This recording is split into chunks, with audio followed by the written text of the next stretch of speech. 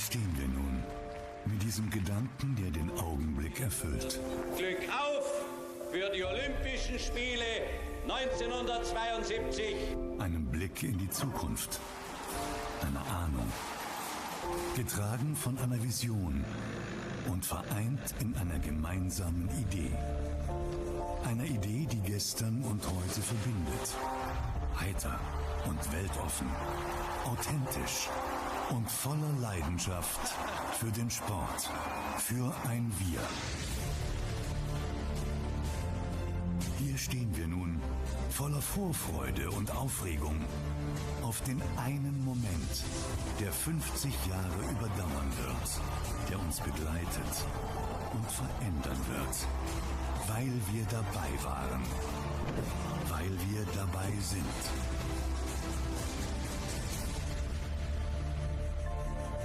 Hier stehen wir nun an einem Ort inspirierend und herzlich.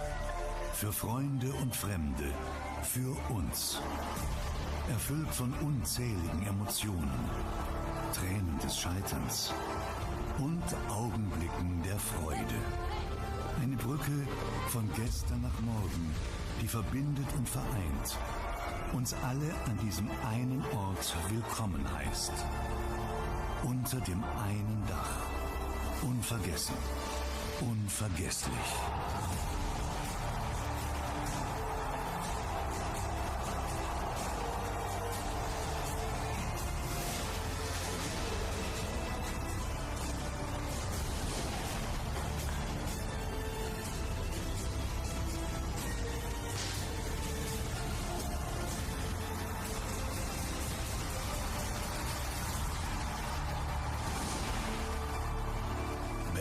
To the roofs.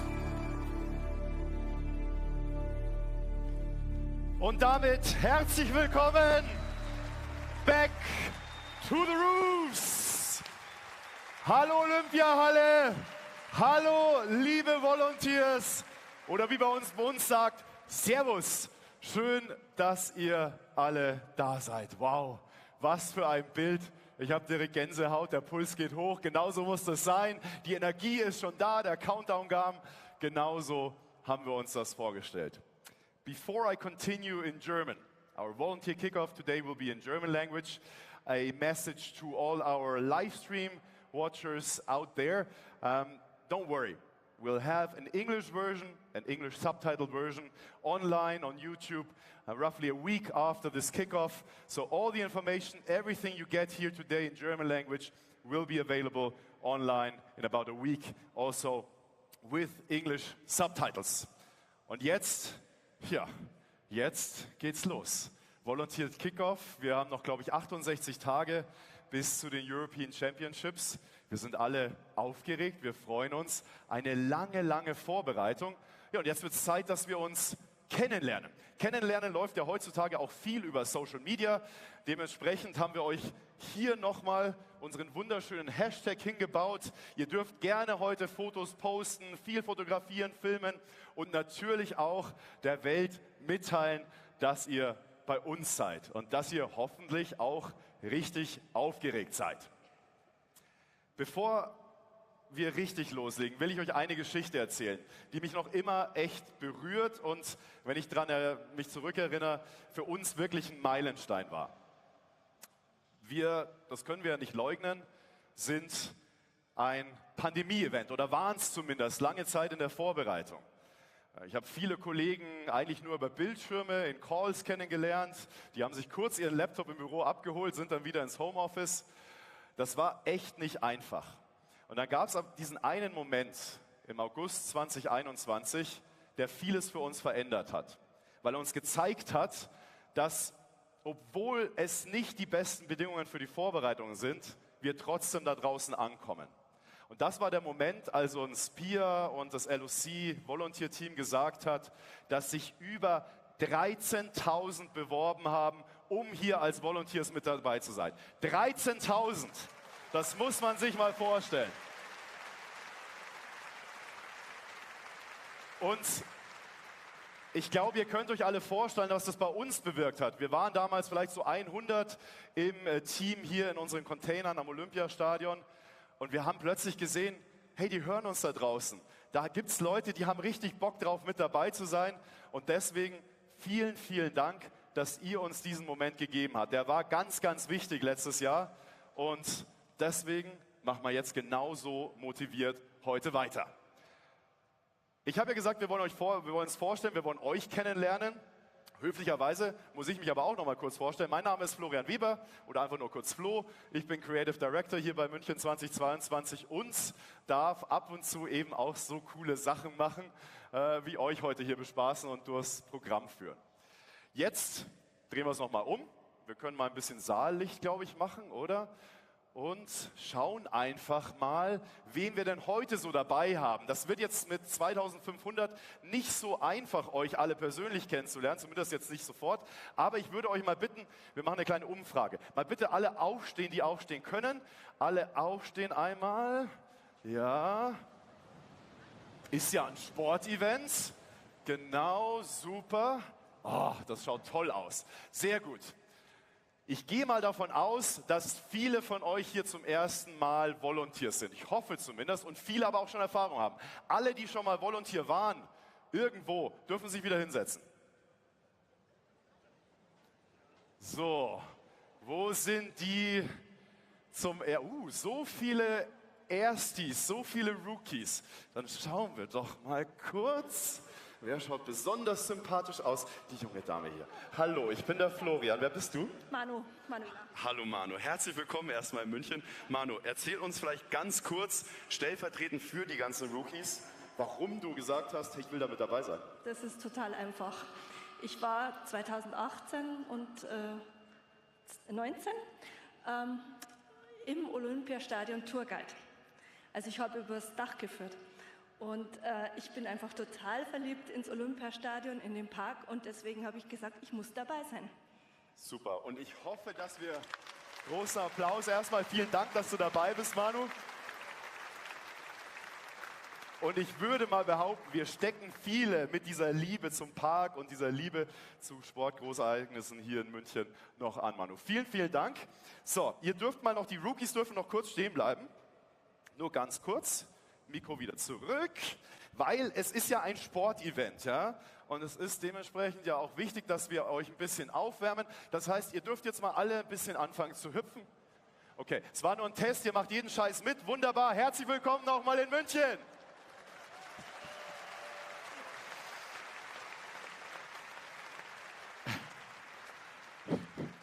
Keine Angst, kommt noch mehr. Ihr dürft euch wieder hinsetzen, tatsächlich. 3 Stunden stehen. Das kommt erst im August. Nein, auch das nicht. Wir haben ein tolles Programm heute, glaube ich, für euch vorbereitet. Wir wollen ein paar Fragen beantworten. Die erste Frage ist natürlich die, was ist München 2022 überhaupt? Ein paar von euch werden vielleicht da schon die ein oder andere Antwort drauf haben. Wir gehen da heute nochmal im ersten Teil ein bisschen näher drauf ein. Dann natürlich die Frage, hey, was bedeutet das eigentlich bei Munich 2022 Volunteer zu sein? Wir geben euch alle Infos da hoffentlich mit heute auf den Weg, damit ihr einsatzbereit seid für unseren wunderschönen Sportsommer hier im Park, aber eben auch darüber hinaus. Die Pausen, seht ihr, sind auch wichtig. Frischluft schnuppern draußen im Park oder auch ein paar Getränke. Und mein Highlight wäre ja hier hinten dann, ja, diese 3 Stunden. Das ist ein wunderschönes Get-Together. Ihr könnt nochmal uns wirklich kennenlernen. Wir warten alle unsere Arbeitsbereiche auf euch da oben und feiern können wir auch hier. Das heißt, auch da seid ihr natürlich herzlich zu eingeladen. Aber, ich habe es euch versprochen, wir erklären euch jetzt erstmal, was ist München 2022. Bitteschön. 50 Jahre nach den Olympischen Spielen 1972 begrüßt München ganz Europa Back to the Roofs. 9 Europameisterschaften, 177 Medaillenentscheidungen. Die European Championships Munich 2022 versprechen 11 Tage voller sportlicher Höchstleistungen und geballter Emotion.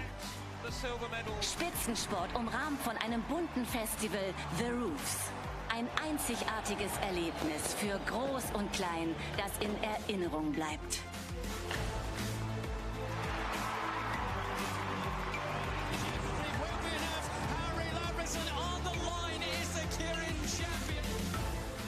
München 2022 begeistert und hinterlässt ein nachhaltiges Erbe für alle Teilnehmerinnen und Teilnehmer und zukünftige Sportveranstaltungen.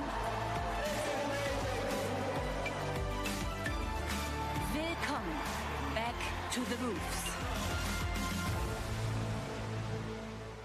Das waren so ein bisschen die Hard Facts und wirklich ganz, ganz kurz zusammengefasst in einen Mini-Crash-Kurs.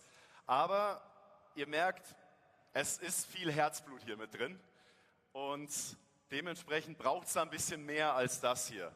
Und so ein bisschen das, was uns antreibt. Und genau das haben wir uns vor knapp 2 Jahren zusammengesetzt. Da waren wir, glaube ich, noch so 20 oder 30, ein ganz kleines Organisationskomitee und haben eine Arbeit gemacht, die normalerweise Agenturen für einen machen. Bei uns ist aber die Vision, die Mission und auch unsere Werte wirklich aus uns raus entstanden. Und ich bin ganz froh, wenn ich jetzt hier heute nochmal unsere Vision durchlese. Sie ist noch immer wahnsinnig aktuell. Uns, München 2022 begeistert, steht da. 2500 von euch konnten wir hier schon erreichen, können wir heute nochmal hoffentlich mehr begeistern. Alle draußen am Stream, über 6000 Volunteers, die wir ja im Einsatz haben werden, die haben wir schon mal. Alle, die Tickets gekauft haben, natürlich auch, die Athletinnen und die Athleten, die zu uns kommen wollen. Und alle sind maßgeblich daran beteiligt, ein Erbe, was Nachhaltiges zu hinterlassen. Das steckt bei uns, wir stehen hier im Olympiapark, wir feiern 50-jähriges Jubiläum. Das steckt natürlich bei uns auch in der DNA mit drin. Denn Nachhaltigkeit wird bei uns im Park groß gefeiert. Wir sind hier in einem 1972er Venue, das Stadion, alles weitere eben auch. Und umso wichtiger ist es eben, dass wir die nächsten 50 Jahre so ein bisschen mitgestalten. Und ich hoffe, dass wir genau zusammen mit euch diese Impulse setzen können. Wie schaffen wir das? Was ist unsere Mission dahinter, die sich dahinter versteckt? Wir wollen eben unter diesem Zeltdach, auch ein bisschen abstrahiert natürlich, vereinen. Ganz besondere, teilweise unerwartete Momente, aber auf jeden Fall Glücksgefühle. Und ich glaube, auch wenn wir durch die Pandemie gefüllt sind, es sind noch immer schwere Zeiten, Glücksgefühle können wir alle gerade irgendwie gebrauchen, insbesondere welche, die dann als Erinnerung lange, lange bleiben. Erinnerung, schon mal ein kleiner Teaser, wir werden am Ende des Programms heute auch nochmal ein paar haben, die da wirklich aus dem Nähkästchen plaudern können, wenn es um lange Erinnerungen und lang nachhallende Erinnerungen geht. Dann unsere Werte. Ich bin mir sicher, alle, die heute hier sind, die heute zugucken, teilen diese Werte mit uns. Da steht sowas wie Glaubwürdigkeit drauf, natürlich die Nachhaltigkeit, aber eben auch, und das ist gerade bei den Volunteers und für uns alle, die ja viel mit euch zu tun haben werden, wahnsinnig wichtig, der Respekt, der Teamgeist, der euch alle zusammenschweißt und natürlich dann auch die Vielfalt. Und wenn wir haben uns vorher mal so ein bisschen umgeguckt, wer heute zu uns gekommen ist, auch das hat schon super funktioniert. Leidenschaft. Vielfalt. Dafür steht natürlich auch Kunst, Kultur, Musik. Und ihr werdet merken, ich werde immer mal wieder auf eine kleine Zeitreise gehen. Das war damals 72 hier auch schon richtig wichtig. Da gab es den Sport, aber es gab eben auch ein Rahmenprogramm, ist eigentlich das falsche Wort dafür, was viel Größeres. Es gab Improvisationstheater, es gab hier die Spielstraße direkt am Olympiasee, viele Aktivierungen rund um den Sport und teilweise auch weg vom Sport. Und auch da haben wir uns Inspiration geholt von unseren Vorgängern und gesagt, wir brauchen sowas auch. Wir wollen eine 10. Sportart. Wir wollen Leute erreichen, die wir vielleicht mit unseren neuen Sportarten nicht so richtig erreichen. Aber wir wollen auch sie begeistern. Hier bei uns im Park und an allen unseren anderen Wettkampfstätten. Und deswegen gibt es bei uns ein Festival. Und das ist nicht ein Wort, das zu groß gewählt ist. Und das wollen wir euch jetzt noch mal kurz zeigen. Bitte schön, The Roofs, unser Festival.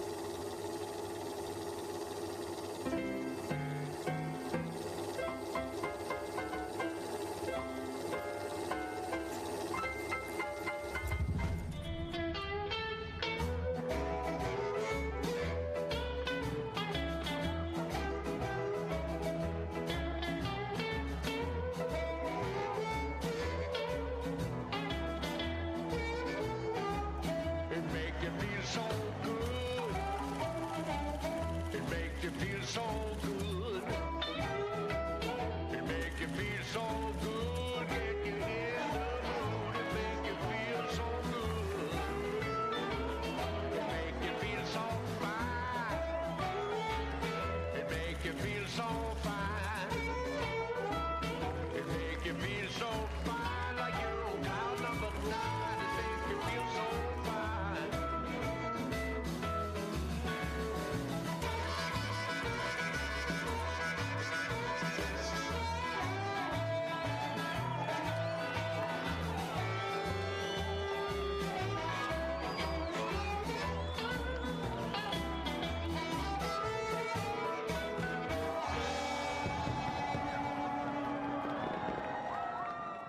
Ein kleiner Vorgeschmack auf das, was euch im Park eben nebenher wartet. Und ich bin mir sicher, wir können euch heute schon auch darstellen, dass ihr Verschnaufpause habt, um eben auch unser Festival so ein bisschen genießen zu können. Wir schauen uns das Ganze mal auf den Park runtergebrochen an.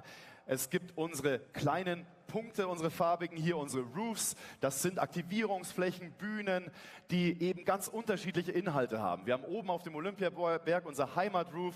Da gibt es natürlich viel bayerische Tradition, aber teilweise auch sehr modern gedacht. Wir haben das Creative Roof mit viel Alternative und Indie-Bands. Auch da große Headliner mit dabei. Und der gelbe Punkt, unsere Seebühne, das Central Roof, unsere größte Bühne mit großen Headlinern. Gale und Elif haben wir jetzt schon vorgestellt und da werden noch einige große Namen mit dazukommen. Natürlich kümmern wir uns auch darum, dass der Sport selber ankommt bei denen, die ihn wirklich irgendwann mal treiben wollen. Das heißt, wir haben auch ein Munich 2022 Sportabzeichen, das man hier dann während The Roofs Festival bei uns machen kann.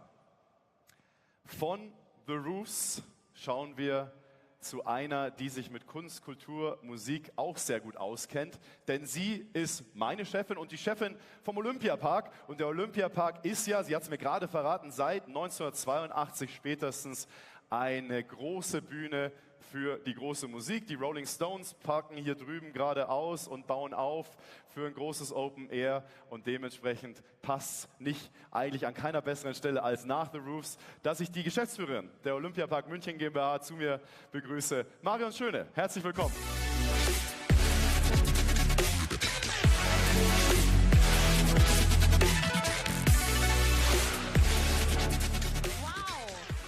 Für mich ein ganz toller Anblick. Ich stehe nämlich natürlich normalerweise nicht hier unten auf der Bühne. Hier sind unsere Stars zu Hause.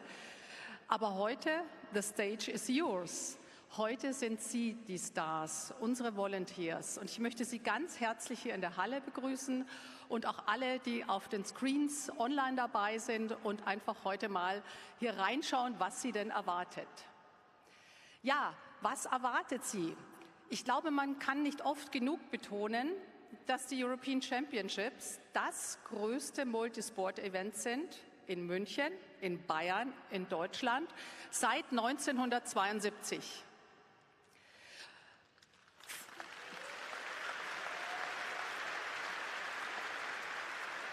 Und ganz wichtig, einfach um mal diese Dimension zu begreifen, wir sind wirklich von der Größe her in der Nähe der Olympischen Winterspiele, beziehungsweise wir sind eigentlich noch besser. Wir haben 177 Medaillenentscheidungen, bei den Olympischen Winterspielen sind es um die 100. Wir haben 4.700 Athletinnen und Athleten, bei den Olympischen Winterspielen sind es um die 2.000. Also da sieht man einfach diese Dimension.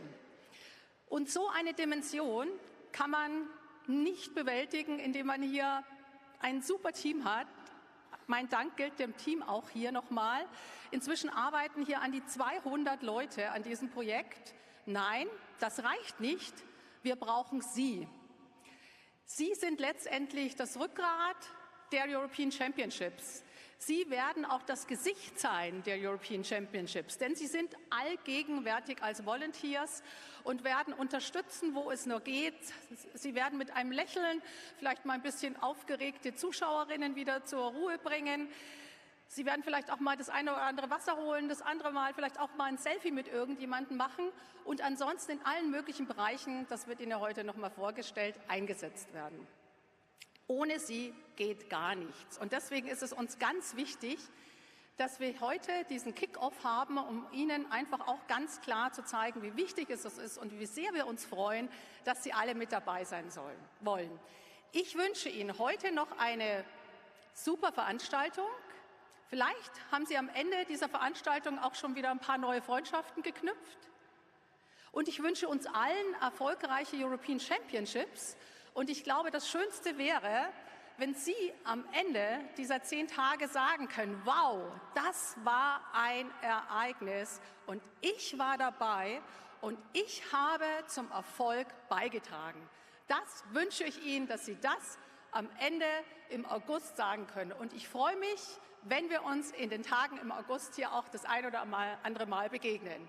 Viel Erfolg und eine schöne Veranstaltung heute noch.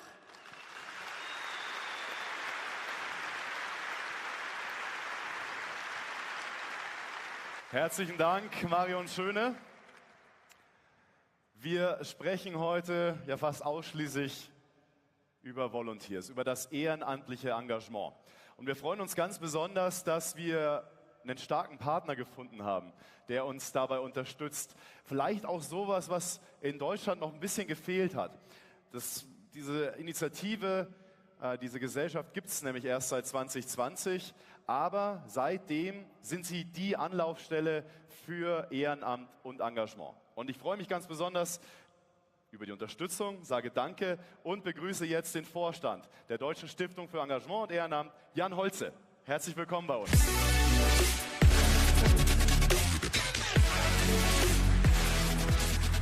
Hallo! Hallo München! Ich freue mich, hier stehen zu dürfen. 2018 war ich in Berlin dabei, als die erste Ausgabe der European Championships stattgefunden hat. Nicht nur ich, sondern meine ganze Familie war begeistert von diesem Spirit, von dieser Atmosphäre, die dort vermittelt wurde. Und ich hatte einfach die Hoffnung, dass ich so etwas noch einmal, vor allem in Deutschland, erleben darf. Jetzt ist es kurz bevor und ich weiß, dass diese Atmosphäre damals nur zustande gekommen ist, weil unzählige Engagierte sich auf den Weg gemacht haben, gemeinsam ein tolles Sportevent auszuführen und durchzuführen. Und deswegen zum einen herzlichen Glückwunsch, dass ihr ausgewählt wurdet, dabei sein zu dürfen. Auf der anderen Seite aber auch ein Stück weit die Verpflichtung, ein Stück weit dazu beizutragen, dass es eine tolle Atmosphäre wird. Aber ich bin mir ganz sicher, bei den vielen Gesprächen, die ich schon führen durfte, bei dieser tollen Organisation, bei der ich mich schon jetzt bedanken darf, dass es ein ganz tolles Event sein wird und ihr ein ganz tolles Bild abgeben werdet, nicht nur für München, sondern für ganz Deutschland. Ich freue mich darauf und darf Danke sagen, dass wir als Deutsche Stiftung für Engagement und Ehrenamt ein Stück weit dazu beitragen dürfen, dass es ein toller Erfolg wird. Die Stiftung, gerade gesagt, seit 2020 von der Bundesregierung, von dem Deutschen Bundestag gegründet, um das Engagement, um das Ehrenamt zu unterstützen. Das tun wir nicht nur bei Großveranstaltungen, das tun wir auch beim kleinen Verein um die Ecke, bei der Initiative im Nachbarschaftskreis. Wenn sich also der eine oder andere von euch angesprochen fühlt und sagt, Mensch, die Stiftung kenne ich noch gar nicht, was macht die eigentlich? Geht gern auf unsere Webseite, sprecht unsere Kollegin an, die da oben einen Stand haben und in der Pause gern für euch zur Verfügung stehen. Wir beraten euch, wir kümmern uns um eure Anliegen, sind für die Herausforderungen des Ehrenamtes da und unterstützen auch finanziell. Insofern kommt gern auf uns zu. Wir wollen die Gelegenheit nutzen, uns bekannter zu machen, euch auch hier im Süden zu unterstützen. Deswegen darf ich gerne sagen Moin, weil wir sitzen im Norden der Republik, wollen aber natürlich auch hier bekannter werden und mehr unterstützen. Insofern freuen wir uns darauf, nicht nur die European Championships in wenigen Tagen unterstützen zu dürfen, sondern darüber hinaus auch euch und euer Engagement. Ich wünsche euch viel Erfolg und bin schon ganz gespannt, wenn ich dann hier wiederkomme und es ernst wird und den einen oder anderen von euch wieder treffe. Vielen Dank für euer Engagement und ich freue mich auf bald.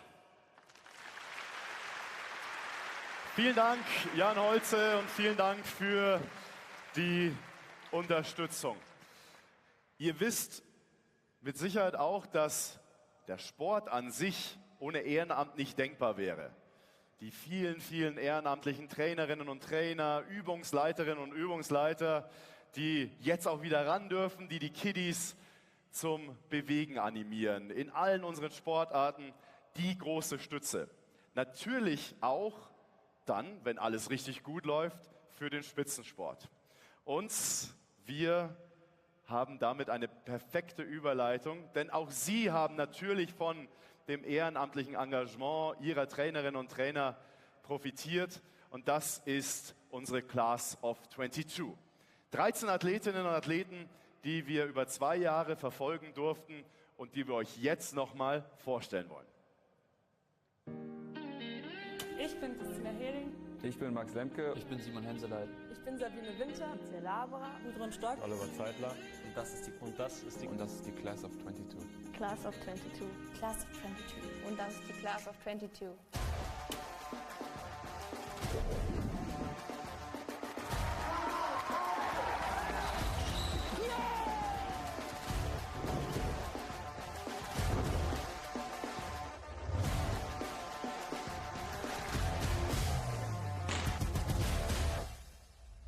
Viele Geschichten und wir wollen sie natürlich alle erzählen. Dafür gibt es die Class of 22, unser Doku-Projekt über 2 Jahre. 13 Athletinnen und Athleten aus den 9 Sportarten, aus München, der Region und ganz Deutschland, die wollen wir begleiten. Wir wollen mit ihnen durch ihre Hochs, durch ihre Tiefs gehen. Wir wollen mitfiebern, nicht erst, wenn es dann beim Event ist im August 2022, sondern eben schon mit davor, ganz hautnah mit dabei sein. Es wird regelmäßig neue Folgen bei uns geben auf dem YouTube-Kanal und natürlich ganz, ganz viel zusätzlichen Content auf unseren weiteren digitalen Kanälen. Das große Highlight dieses Jahr, die European Championships 2022. In München. Wir endlich mal wieder einen großen Wettkampf in Deutschland haben, mit verschiedenen Sportarten. Haben wir im Sommersport schon ziemlich lange nicht mehr. Muss man dabei sein, also bitte alle kommen. Ich glaube, es wird ein tolles Erlebnis und ein super Event und ich freue mich sehr drauf. Unsere Class of 22. Ich hoffe, ihr habt fleißig geguckt. Im August 2020 durften wir sie alle zum ersten Mal kennenlernen und seitdem gibt es monatlich, immer zum 11. des Monats, eben eine Folge, eben auch wirklich mit allen Ups, aber auch mit den Downs.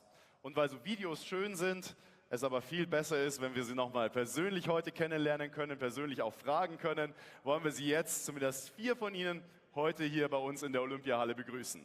Und wir beginnen mit einer, die seit 2012 im Nationalkader der Leichtathleten ist, die mehrfache deutsche Meisterin über 800 Meter, super Saisoneinstieg und sie ist super fleißig gerade, ganz nah immer an die 2-Minuten-Marke, an diese magische Grenze schon rangelaufen und auf dem Papier noch nicht, aber eigentlich ist sie schon dabei. Sie kommt aus München, trainiert hier ein paar Meter weiter im Olympiastadion oder dahinter auf dem Warm-Up-Platz. Herzlich willkommen, Christina Hering.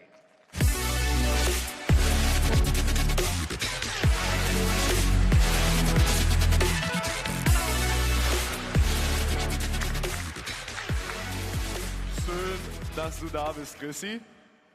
Wir gesellen dir noch ein paar Kollegen mit dazu. Wir haben Glück, dass er sich tatsächlich entschieden hat, nicht im Wasser Sport zu treiben, sondern auf dem Wasser. Erst mit 20 hat er diese Entscheidung getroffen. Vielleicht hatte der Opa da auch irgendwie einen Einfluss darauf. Der war nämlich schon Olympiasieger 1972. Und er schließt erfolgreich daran an. Und wir begrüßen ganz herzlich und sagen auch nochmal Glückwunsch zum Weltcupsieg erst vor kurzem in Belgrad, Oliver Zeidler.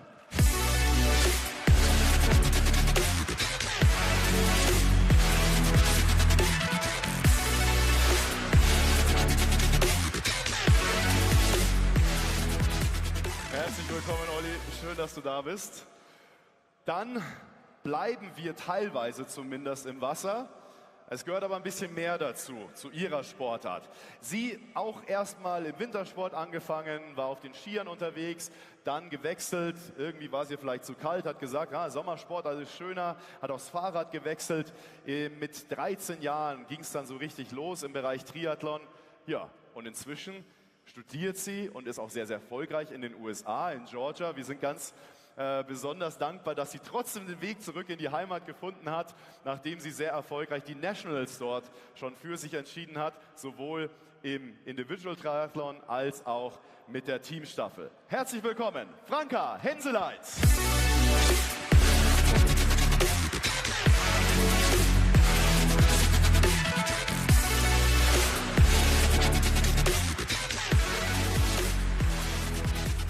Hi Franka, schön, dass du wieder mit dabei bist. Hallo. Herzlich willkommen zurück. Ja, und wo eine Franka ist, da ist eigentlich meistens der zweite Henseleit nicht so weit, außer sie ist gerade zufällig in den USA. Die beiden sind wahrscheinlich das erfolgreichste deutsche Triathlon-Paar.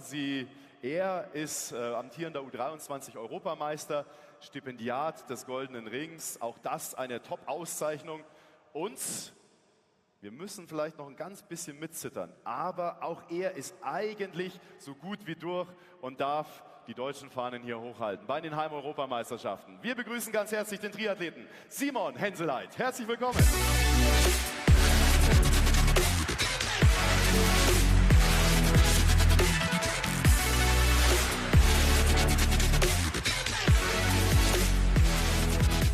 Herzlich willkommen nochmal. Schön, dass ihr alle da seid. Hey, es ist ja nicht unbedingt euer Standard-Venue. Chrissy kennt so ein bisschen Hallensport. Bei euch ist es eher ja draußen. Wie fühlt sich das an so vor 2500, Olli? Ja, ist schon beeindruckend. Also bei Ruderrennen habe ich, glaube ich, noch nicht so viele Zuschauer gesehen, außer vielleicht in Henley. Aber ja, ist cool. Wir bringen die alle zur nächsten Regatta auf jeden Fall mit. Auf jeden Fall natürlich zu den Heim-Europameisterschaften draußen in Schleißheim. Chrissy, du bist wahnsinnig fleißig. Wenn man so fleißig gerade ist und natürlich sicher dann auch in den Fokus wahrscheinlich. Also ich kann mir vorstellen, so am 800-Meter-Start ist jetzt nicht unbedingt der erste Gedanke, die Volunteers. Wie viel kriegt man denn als Spitzensportler mit von diesen ganzen ehrenamtlichen Helferinnen und Helfern? Ja, also ich durfte ja jetzt schon auf einigen Groß-Events dabei sein und ich glaube, dieser reibungslose Ablauf, der das dann ermöglicht, dass man eben sich dann als Sportler einfach nur auf das, wofür man da ist, auf die sportliche Leistung konzentrieren kann, das ist einfach super komfortabel, sagen wir mal so. Also ich glaube, dadurch, dass man es eben gar nicht so bewusst wahrnimmt, ist eigentlich perfekt, weil man muss sich um nichts kümmern, es funktioniert alles, aber das ist eben bei diesen Großveranstaltungen auch nur möglich, wenn man überall die fleißigen Helfer hat, die dann sozusagen dafür sorgen, dass man eben ja, pünktlich am Start steht und auch wieder zurückfindet zum Aufwärmplatz. Wobei ich glaube, hier schaffe ich es. Den Weg kennst du auf jeden Fall sehr, sehr gut. Ja, ihr dürft natürlich gerne, hallo, es ist ja eine Volunteer-Veranstaltung. Immer her mit dem Applaus. Für Franka müssen wir vielleicht, ich weiß nicht, ob wir trösten müssen. Jetzt haben wir ja gesagt, die Class of 22, Up and Down, und es waren keine Auswahl an Poster Boys and Girls, wo wir gewusst haben, die machen es auch alle, die schaffen es alle. Franka, bei dir ist es tatsächlich ein bisschen traurige Gewissheit, dass es mit der Teilnahme hier an Munich 2022 nicht klappt. Du schaust jetzt aber nicht super traurig aus. Erklär vielleicht ganz kurz. Ja, also ich glaube, dazu muss man wissen, erstmal, ich bin jetzt im allerersten Jahr, in dem ich mich erst für die European Championships auf dem Niveau qualifizieren könnte. Und unsere Qualifikation läuft auch über die Weltrangliste. Und dadurch, dass ich jetzt erst im ersten Jahr dabei bin, sozusagen Punkte dafür zu sammeln, bin ich dann natürlich noch ziemlich weit hinten. Und für das Niveau gerade reicht es einfach noch nicht. Aber das wusste ich, denke ich, auch schon davor. Und deswegen alles gut, ich werde trotzdem da sein und auf jeden Fall zuschauen. Unverschämte Frage.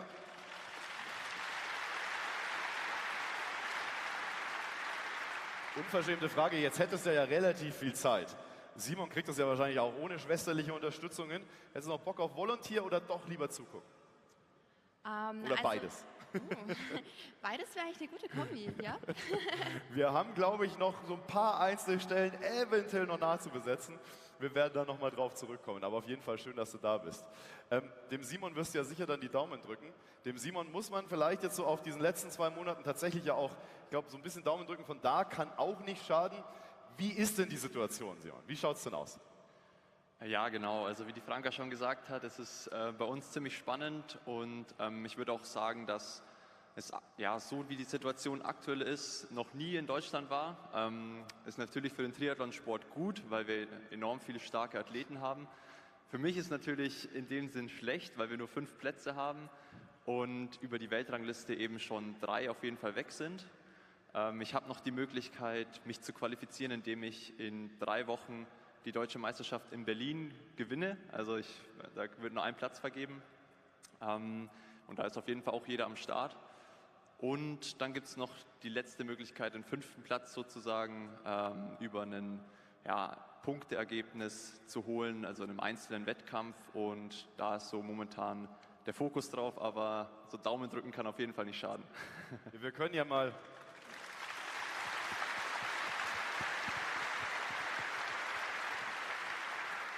Es ist keine repräsentative Umfrage, aber wer glaubt denn, dass wir Simon noch zu den Heim-Europameisterschaften bekommen bei euch?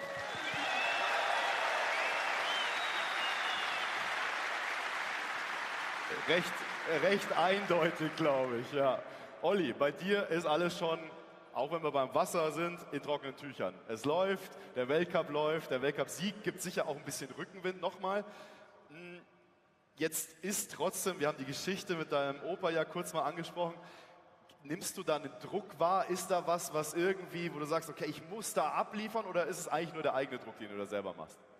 Also es ist tatsächlich der eigene Druck, dass ich halt jetzt schon den Anspruch habe, da auf der Strecke, wo mein Großvater damals Olympiasieger geworden ist, auch eine entsprechende Leistung abzuliefern und ja, hoffentlich meinen Europameistertitel vom letzten Jahr auch verteidigen zu können.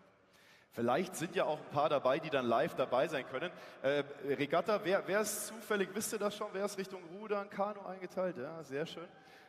Olli, was kann man an der Regatta Besonderes erleben? Was ist das Besondere da draußen? Du kennst es so gut wie kein anderer.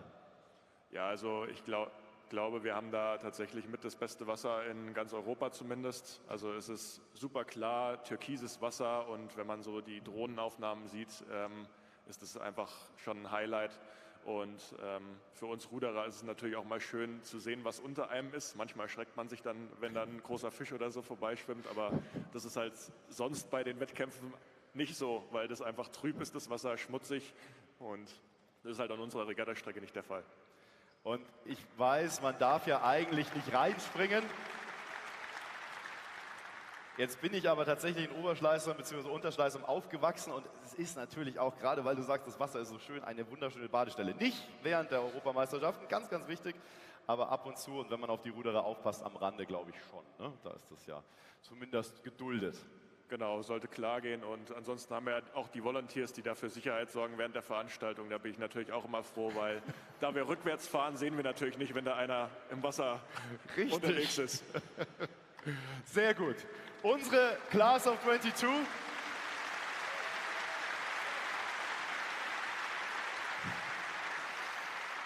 Vielen, vielen Dank, dass ihr heute da wart. Ihr seid natürlich auch noch ein bisschen länger da. Ich könnte mir vorstellen, es gibt den einen oder anderen da oben und die eine oder andere, die gerne noch ein Autogramm mit nach Hause nehmen will, als weitere Motivation. Und wir haben gerade über ein Venue schon gesprochen, über die Regattastrecke draußen in Schleißheim. Wir wollen euch aber natürlich alle anderen, eure Venues, eure Wettkampfstätten jetzt auch vorstellen. Und deswegen nochmal einen großen Applaus an unsere Class of 22.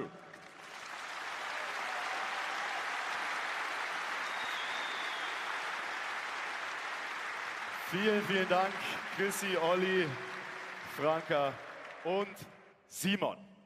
Ja, eine Reise durch unsere Sportarten und Wettkampfstätten. Ja, gehen wir los, oder? Ihr habt ja heute Zeit. Also, wir treffen uns alle am Ausgang Nord und wir gehen dann auf eine kleine Tour. Nein, das geht natürlich nicht. Wir müssen das, aber ich glaube, das ist hat auch seinen Charme, heute virtuell mit euch machen. Und wo sollten wir Besseres anfangen als hier in der altehrwürdigen Olympiahalle, die nach 1972 eben auch wieder den Turnsport beherbergen wird, die Turn-Europameisterschaften. Und wir legen hier los mit unserer kleinen Tour, fangen in der Olympiahalle an. Wir haben uns viele Gedanken gemacht, wie wir das hier gestalten können, wie wir den Sport, diesen ganz tollen, ganz energetischen Sport mit über 300 Athletinnen und Athleten an das Publikum bekommen. 9000 Fans, so viel Platz haben wir hierin.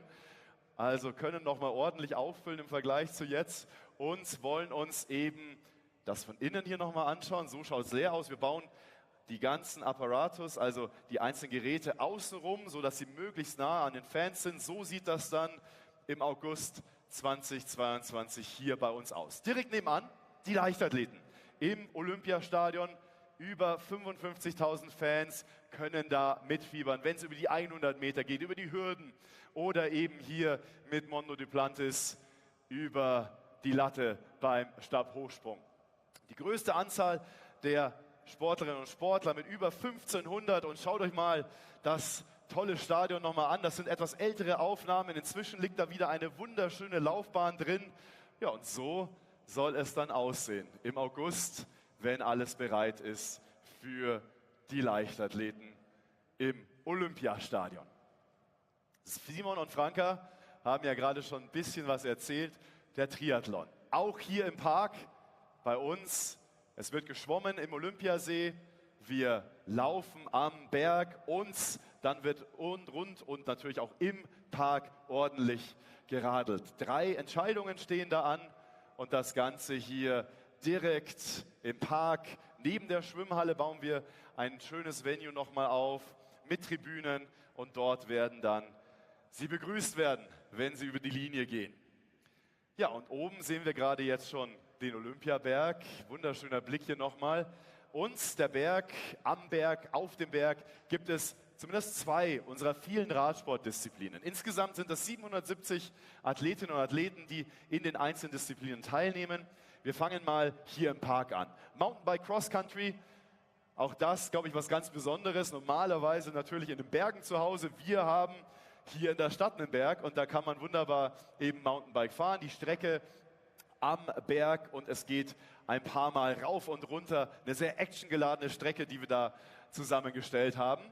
Ja, und oben mit diesem wunderschönen Blick gibt es BMX Freestyle. Wir bauen einen Park oben auf den Olympiaberg, auf den höchsten Punkt quasi und haben dann eine BMX Freestyle Alm, von der man die Alpensilhouette sieht, die ja auch die Inspiration für das Zeltdach hier, das sich über den Olympiapark spannt, war 1972. Wir machen mal weiter, weil wir gerade beim Radsport sind. Es sind noch einige andere Disziplinen. Wir gehen in den Osten Münchens, wir gehen an die Messe München und dort werden die Bahnradsportler zu Hause sein. Wir bauen eine Bahn in eine der Messehallen. Ein ganz kompaktes Venue, man ist ganz nah dran. 1800 Zuschauerinnen und Zuschauer, die da live dabei sein können. Das ist die Halle leer, da müsst ihr euch vorstellen. Ihr müsst euch nicht vorstellen, wir zeigen euch. So sieht das Ganze dann im August aus. Natürlich dürfen auch die Langstrecken, die Ausdauerdisziplinen nicht fehlen. Wir haben das Zeitfahren mit dabei am Kloster Fürstenfeld, am ehemaligen Kloster Fürstenfeldbruck. Eine wunderschöne Anlage, der Start direkt vor der alten Klosterkirche und es gibt dann eine ungefähr, ein bisschen länger als 30 Kilometer Strecke. Da seht ihr nochmal die Klosterkirche und das Kloster, das unsere Wettkampfstätte für das Zeitfahren dann bilden wird. Das ist der Blick runter über die Zielgerade. Und dann nähern wir uns mit dem Radsport auch nochmal den Alpen ein bisschen an. Das muss hier so sein in München, denn die sind ja ein essentieller Teil vom Lifestyle hier bei uns. Wir sind in Murnau, im wunderschönen Murnau, mit dem Männerstart, in Landsberg am Lech mit dem Frauenstart und fahren entlang der Alpen, nehmen hier den Kesselberg. Da wird der ein oder andere vermutlich fluchen, denn das sind viele, viele Höhenmeter, bevor es dann auf die Schlussrunde geht. Uns dann am Odeonsplatz mit einer wunderbaren Zielgeraden runter vom Siegestor, die Ludwigstraße. Hier sehen wir das Ganze nochmal auf die Theatinerkirche und die Feldherrnhalle zugeht. Das ist die Start- und Ziel, das ist die Ziellinie für unsere Radrennen. Das ist aber gleichzeitig auch Start und Ziel für unsere Gehwettbewerbe der Leichtathleten. Sehen wir hier uns Marathon, auch hier Start und Ziel genau dort am Odeonsplatz mit einer wunderschönen 10-Kilometer-Runde, die man übrigens auch, ich glaube, da habt ihr vermutlich keine Zeit für, aber es gibt unseren Run of 22. Auch da wollen wir viele, viele noch begeistern, um eben diese 10-Kilometer-Runde, ist ja nicht so oft, dass München die Straßen dafür gesperrt sind, diese 10-Kilometer-Runde und alle unsere schönen Sehenswürdigkeiten eben laufend zu erleben. So sieht das Ganze hier im Park nochmal aus. Ich gehe mal hier kurz rüber. Mir wurde nur gesagt, beziehungsweise in der Probe bin ich mal gesprungen, um euch zu zeigen, wo wir sind. Hier oben in Lila die Olympiahalle. Ja, da sind wir gerade. Daneben das Stadion, das Olympiastadion. Die Triathlon-Schwimmstrecke seht ihr hier in Gelb markiert im Olympiasee. Das ist auch tatsächlich eine exklusive Geschichte, denn so viele gehen normalerweise im Olympiasee nicht schwimmen. Die Laufstrecke seht ihr hier oben auf dem Berg. Auch die hat es in sich für die Triathleten. Und die rote Linie, das ist die Strecke für Mountainbike Cross Country. Es sind 2 Geschichten hier noch mit drauf, die für euch wichtig werden, aber dazu dann später mehr.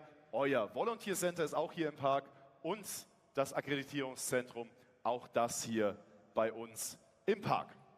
Wir waren aber gerade jetzt schon außerhalb des Parks und da machen wir jetzt auch weiter mit unserer kleinen virtuellen Tour, denn wir haben noch viele andere Sportarten mit dabei und schauen uns mal an, was am Königsplatz los ist. Am Königsplatz normalerweise eigentlich kein Sport. Wir haben das geändert. Wir bauen da einen Center Court hin und ein paar Sidecourts natürlich für unsere Beachvolleyballerinnen und Beachvolleyballer. So sieht die antike Staatssammlung ohne aus, so mit Center Court. Ein tolles Venue und direkt nebenan eine junge Sportart, die auch wunderbar dazu passt, Sportklettern mit einer großen Gefolgschaft hier in München. und auch das ein herausragendes Venue. 300 Athletinnen und Athleten werden da im Boulder, im Lead und im Speed mit dabei sein, direkt vor dem Propylen. Ja, und so stellen wir uns das Ganze dann vor. Ja, ihr dürft auch gerne mal dazwischen applaudieren. Wenn es euch gefällt, wir nehmen das gerne mit.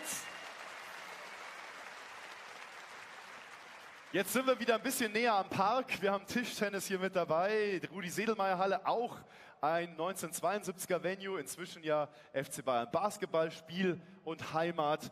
Wir werden das mit Tischtennis bespielen.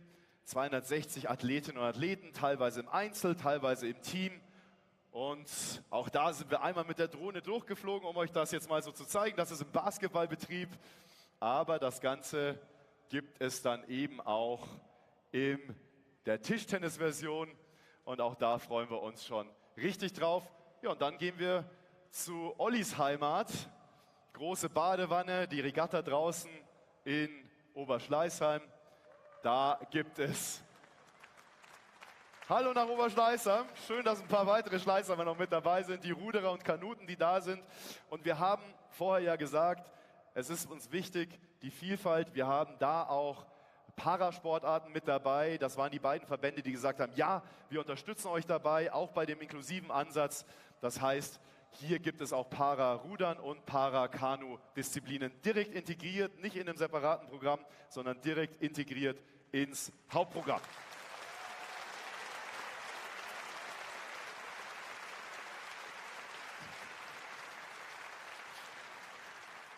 Wir geben dieses Dankeschön gerne an dieses große Team weiter, die ja dafür verantwortlich sind und dahinter stehen. So schaut das Ganze nochmal auf der Karte aus. Ja?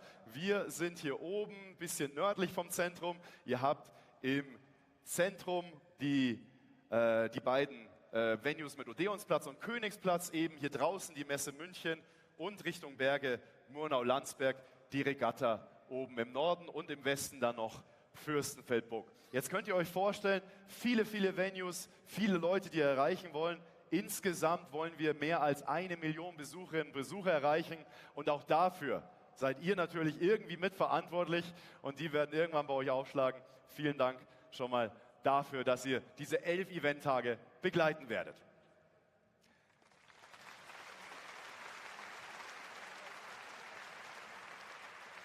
Wir schauen mal kurz auf die Uhr. Ich glaube, wir sind echt gut in der Zeit.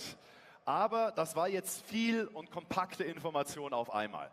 Dementsprechend kleine Verschnaufpause. Ich finde es auch fast ein bisschen frisch heute mit T-Shirt hier in der Olympiahalle. Aber ich glaube, es ist ganz gut. Ja, die Damen werden jetzt gerade klatschen wahrscheinlich. Ich weiß, Sie haben ein paar Kolleginnen, denen ist auch ein bisschen zu kalt im Büro. Aber ganz ehrlich, es ist draußen, glaube ich, richtiger Sommer. Das heißt, 15 Minuten Pause, ein bisschen Sonne tanken, ein bisschen Olympiapark, Luft schnuppern, vielleicht Getränke hier im Umlauf. Und dann freuen wir uns, euch in 15 Minuten, also um 10 nach, wieder hier in der Halle begrüßen zu dürfen. Schöne Pause, bis gleich. Christina Hering, 800 Meter. Sie ganz außen ist die längste ohnehin im Feld mit ihren 1,85. Christina Hering, die deutsche Meisterin des letzten Jahres.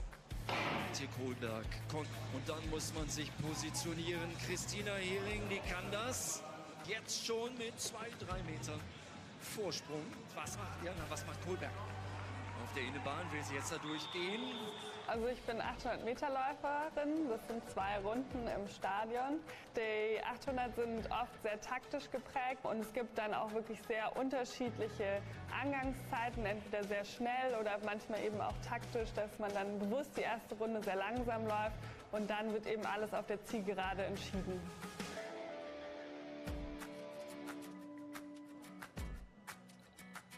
Fühlt sich auch für mich, obwohl ich jetzt wirklich schon sehr lange diese Disziplin mache und auch sehr viel dafür trainiere, auch immer so an, als ob ich eigentlich schon bei 600 Metern nicht mehr kann.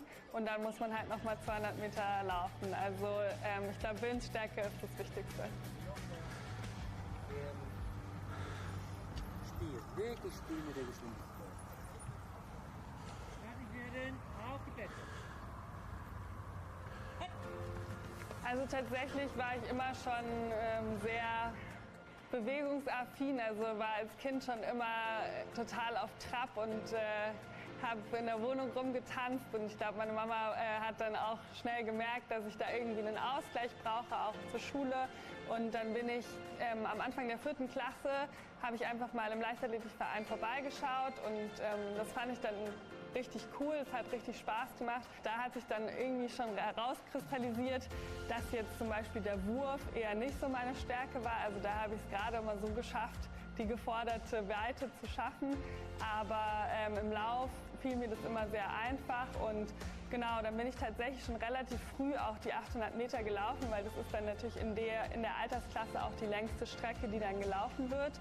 Und habe tatsächlich auch noch Hochsprung gemacht, aber irgendwie hat es mir dann doch das Laufen auch angetan und so habe ich mich dann darauf spezialisiert.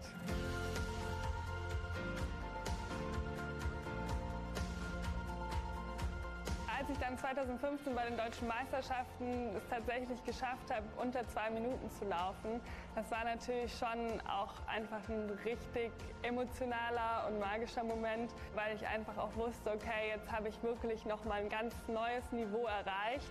Und das ist auch tatsächlich das, was mich immer noch tagtäglich antreibt, dass ich halt wieder diese Zeiten unter 2 Minuten laufen kann. Und ich eben auch glaube, ich bin ja auch letztes Jahr nochmal Bestleistung gelaufen und ich bin der Überzeugung, dass das immer noch nicht mein Bestmögliches ist. Und genau, deswegen möchte ich auch weiter dafür kämpfen und dann eine noch bessere Zeit laufen.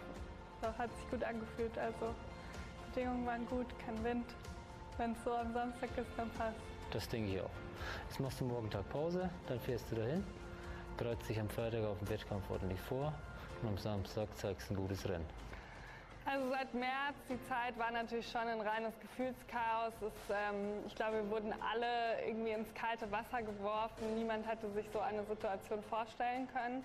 Als dann die Olympischen Spiele verschoben wurden und kurze Zeit später auch die Europameisterschaften abgesagt wurden, war natürlich klar, dass dieses Jahr ganz anders ablaufen wird, als wir das alle geplant hatten. Und jetzt sind einfach statt den Olympischen Spielen jetzt, glaube ich, die deutschen Meisterschaften einfach das höchste Ziel, was man dieses Jahr haben kann. Und ja, ich möchte auf jeden Fall gewinnen. Hering hält wieder dagegen. Also sie wird so ein bisschen gepikst, die Lange da vorne. Immer noch Christina Hering von vorne weg, aber dahinter kommt dann auch nichts viel mehr und Christina Hering gewinnt in 2:01:63. Die deutschen Meisterschaften waren auf jeden Fall sehr herausfordernd. Temperaturen von 36 Grad und natürlich auch ganz besondere Bedingungen. Aber ich bin natürlich total stolz, dass ich jetzt wirklich meinen 5. Titel in Folge holen konnte und auch noch in so einer schnellen Zeit. Also es war auf jeden Fall herausfordernd, aber jetzt bin ich umso glücklicher, dass ich das geschafft habe. Simon Henseleit, Triathlon. Franka Henseleit, Triathlon.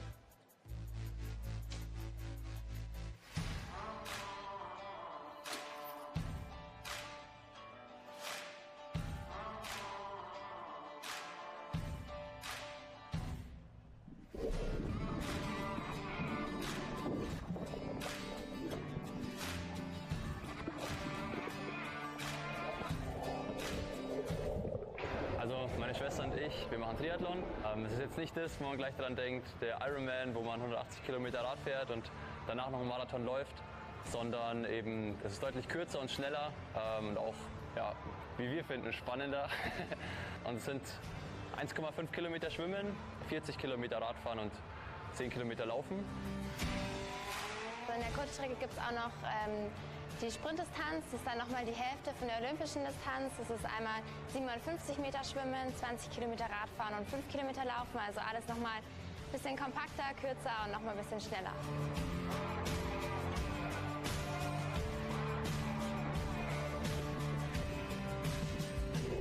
Ich würde sagen, das Wichtigste am Triathlon ist erstmal das Training. Ja, wenn man nicht fit ist, das ist halt eine Sportart, die ziemlich ehrlich ist und fair und hart. Also wenn du nicht vorbereitet bist, dann kann man im Triathlon auch nicht erfolgreich sein.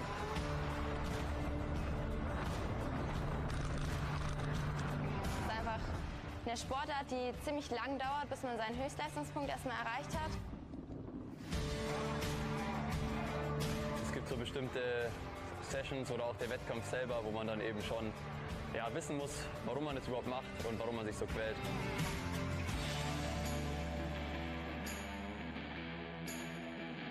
Mit 7 Jahren habe ich das erste Mal den Triathlon kennengelernt durch meinen Cousin. Der kam immer mit dem Fahrrad bei mir vorbei zu Hause und war eben auch Triathlet. Das hat mich dann schon immer fasziniert. Und dann bin ich eben erstmal so ins Schwimmtraining zum Triathlonverein in der nächsten Stadt. So hat dann eins zum anderen geführt und jetzt sitze ich hier. Ja, bei mir war es so, also ich bin über den Simon dann zum Sport gekommen, bin dann nachgezogen. Man hat dann schon mal ein bisschen so die Schwimmbadluft geschnuppert, wenn ich ihn im Training sozusagen begleitet habe. Und dann habe ich mich auch für den Triathlon entschieden.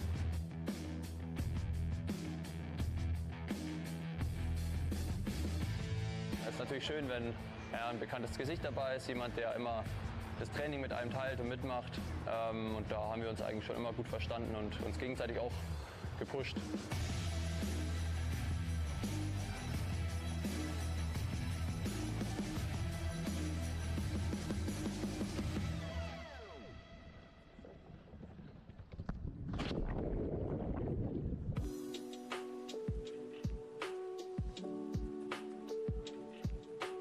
Also ich erwarte von den European Championships ein mega Event eigentlich erstmal. Ich glaube, es ist eine super Location hier im Olympiapark.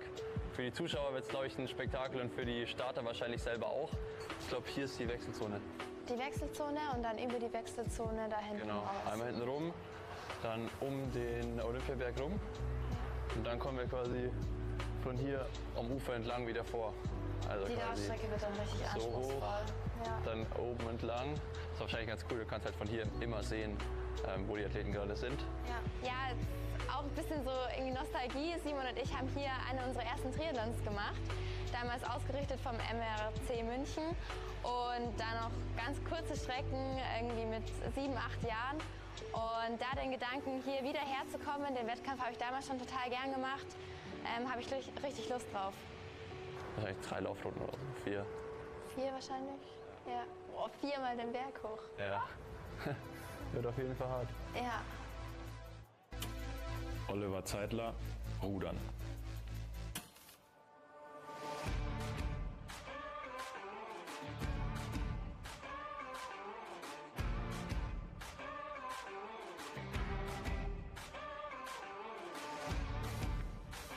Zum Rudersport bin ich über meine Familie gekommen. Meine Tante, die ist Olympiasiegerin im Achter geworden in Barcelona.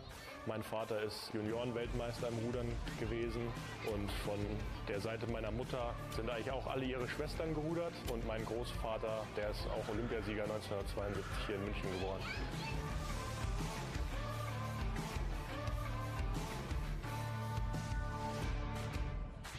Ich war bis 2016 noch Schwimmer, dann habe ich dann drauf nicht mehr so Lust gehabt und dann bin ich eigentlich mehr durch Zufall zum Rudern gekommen, weil ich es halt mal ausprobieren wollte.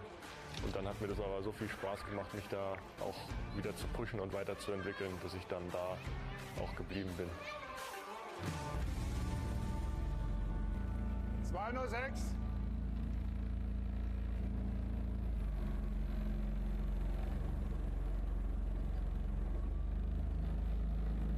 Ja, schön sauber den Abdruck hinten.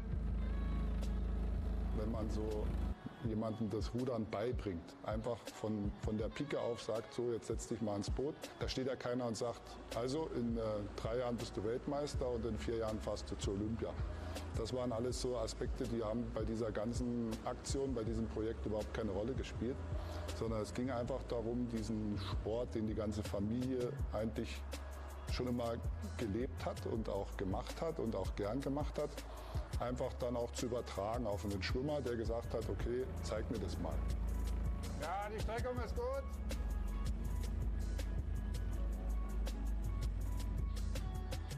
Ja, das war am Anfang natürlich erstmal Erlernen der anderen Sportart, aber da habe ich irgendwie dann Ehrgeiz entwickelt und wollte das dann halt auch ordentlich können, meine Schwester irgendwann abziehen und ja, so ist es dann peu à peu halt nach oben gegangen und wie das so jetzt funktioniert hat, nach 3 Jahren solche Erfolge zu feiern, das kann ich dir selber leider nicht beantworten.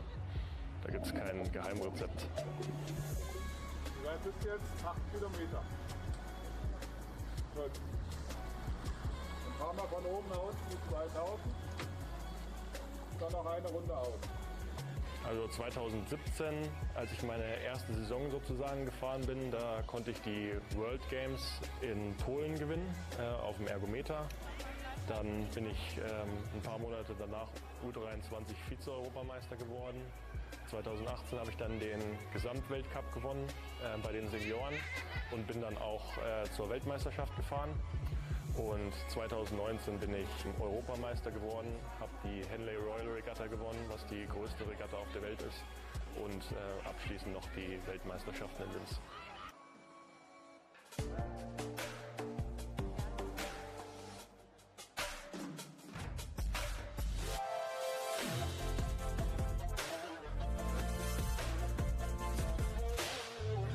Also ich freue mich natürlich auf jeden Fall auf die Ruderwettkämpfe, weil das schon ein spezielles Event sein wird. 50 Jahre nachdem mein Großvater dort Olympiasieger geworden ist auf der Regattastrecke, dort jetzt selber um einen Titel kämpfen zu dürfen.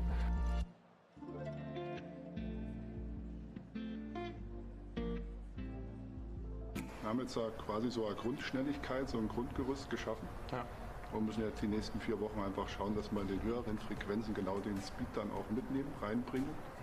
Und dann denke ich, bist du richtig gut unterwegs. Ja, also das. Ich fühle mich auch gut. Obwohl wir jetzt heute Morgen schon was gemacht haben, war das jetzt echt gute Einheit, gute Belastung. Sollten wir hinbringen. Ja. Die Zeit haben wir noch. Denke ich auch. Okay, dann müssen wir jetzt das Boot nochmal nach. Ja. Und dann schauen wir. Und dann warten wir es. Schauen wir das, gell? Gut.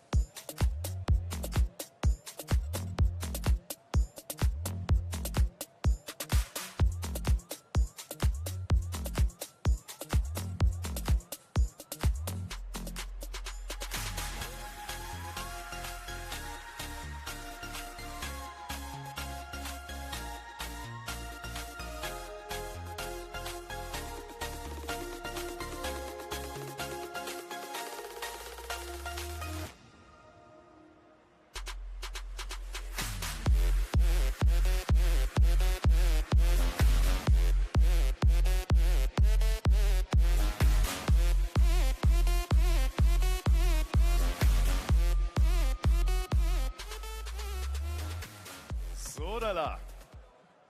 Herzlich willkommen zurück. Ja, das sind noch nicht alle, glaube ich.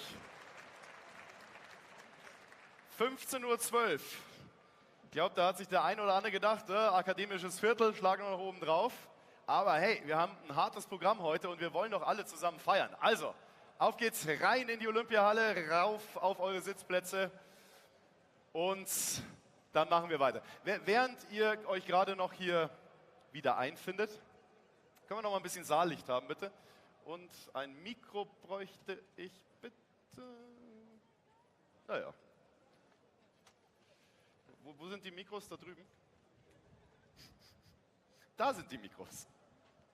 Das ist eine sehr große Halle, wie ihr inzwischen merkt. Dankeschön. Gut. So. Schauen wir doch mal. Es haben ja vorher sehr viele gesagt, die sich dann wieder hinsetzen durften, dass sie, das können wir eigentlich kurz mal offen lassen, dass schon viel Erfahrung ist. Jetzt wäre mal die Frage, mal kurzes Handzeichen, wer war denn schon mal Volunteer? Ja, bei euch ist mir klar, ihr seid ja schon hier. Wo seid ihr her? Aus Regensburg und hauptsächlich München. Okay, ja, herzlich willkommen. Man hört es auch ein bisschen, sehr schön. Wir brauchen nachher eure Unterstützung. Ich verrate noch nicht warum, aber eure Unterstützung brauche ich. Wo seid ihr her? Aus Berlin. Aus Berlin, herzlich willkommen. Weite Anreise, extra für einen Tag hier bei uns. Ich bin der Flo, wer bist du? Die Marion. Marion, ganz kurz. Marion, du hast schon Erfahrung, ist nicht dein erstes Mal. Wer hat da jetzt gelacht? Was hast du schon alles miterlebt und was sind so die ganz besonderen Momente? Die ganz besonderen Momente, ich fing 2006 mit der Fußball-Weltmeisterschaft an und seitdem viele Events, viele Volunteers kennengelernt und es ist einfach bombastisch. Ich war letztes Jahr auch hier in München, es ist einfach nur toll. Und ich höre gerade von der Regie, ich glaube, wir können kurz aufstehen, weil dann sehen die sich auch im Livestream und schau mal, alle anderen auch, schaut bombastisch aus, oder? Wenn man da so hochschaut. Gleich ganz anders. Wir reden jetzt dann gleich ein bisschen über eure Bereiche, über alles, was so, ja, wo man halt hier tätig sein kann. Gibt es einen Lieblingsbereich, sagen wir, wo du jetzt so über die Jahre gesagt hast, das ist so meins? Nein, ich habe so viele Bereiche kennengelernt, von Fahrdienst über Flughafenservice, über im letzten Jahr zum Beispiel, alles. Es gibt nichts, was ich am liebsten gemacht hätte. Es sind alle Bereiche schön. Gut, und genau um die geht es jetzt, Marion. Vielen, vielen Dank für diesen kleinen Einblick. Und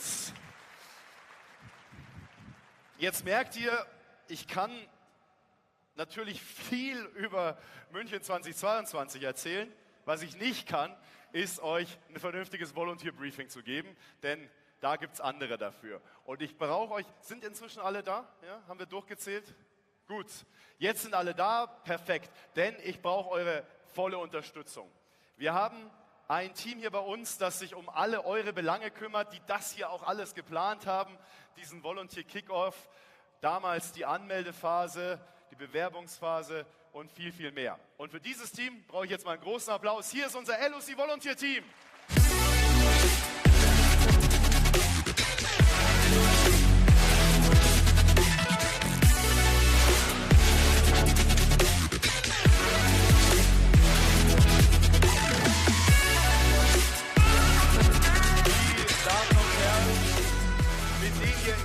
Wieder vielleicht zu tun hattet, auch wenn sie vielleicht und hinter der Adresse Volunteer oder sowas stecken, die natürlich auch hinter der Facebook-Gruppe stecken und viel, viel, viel mehr.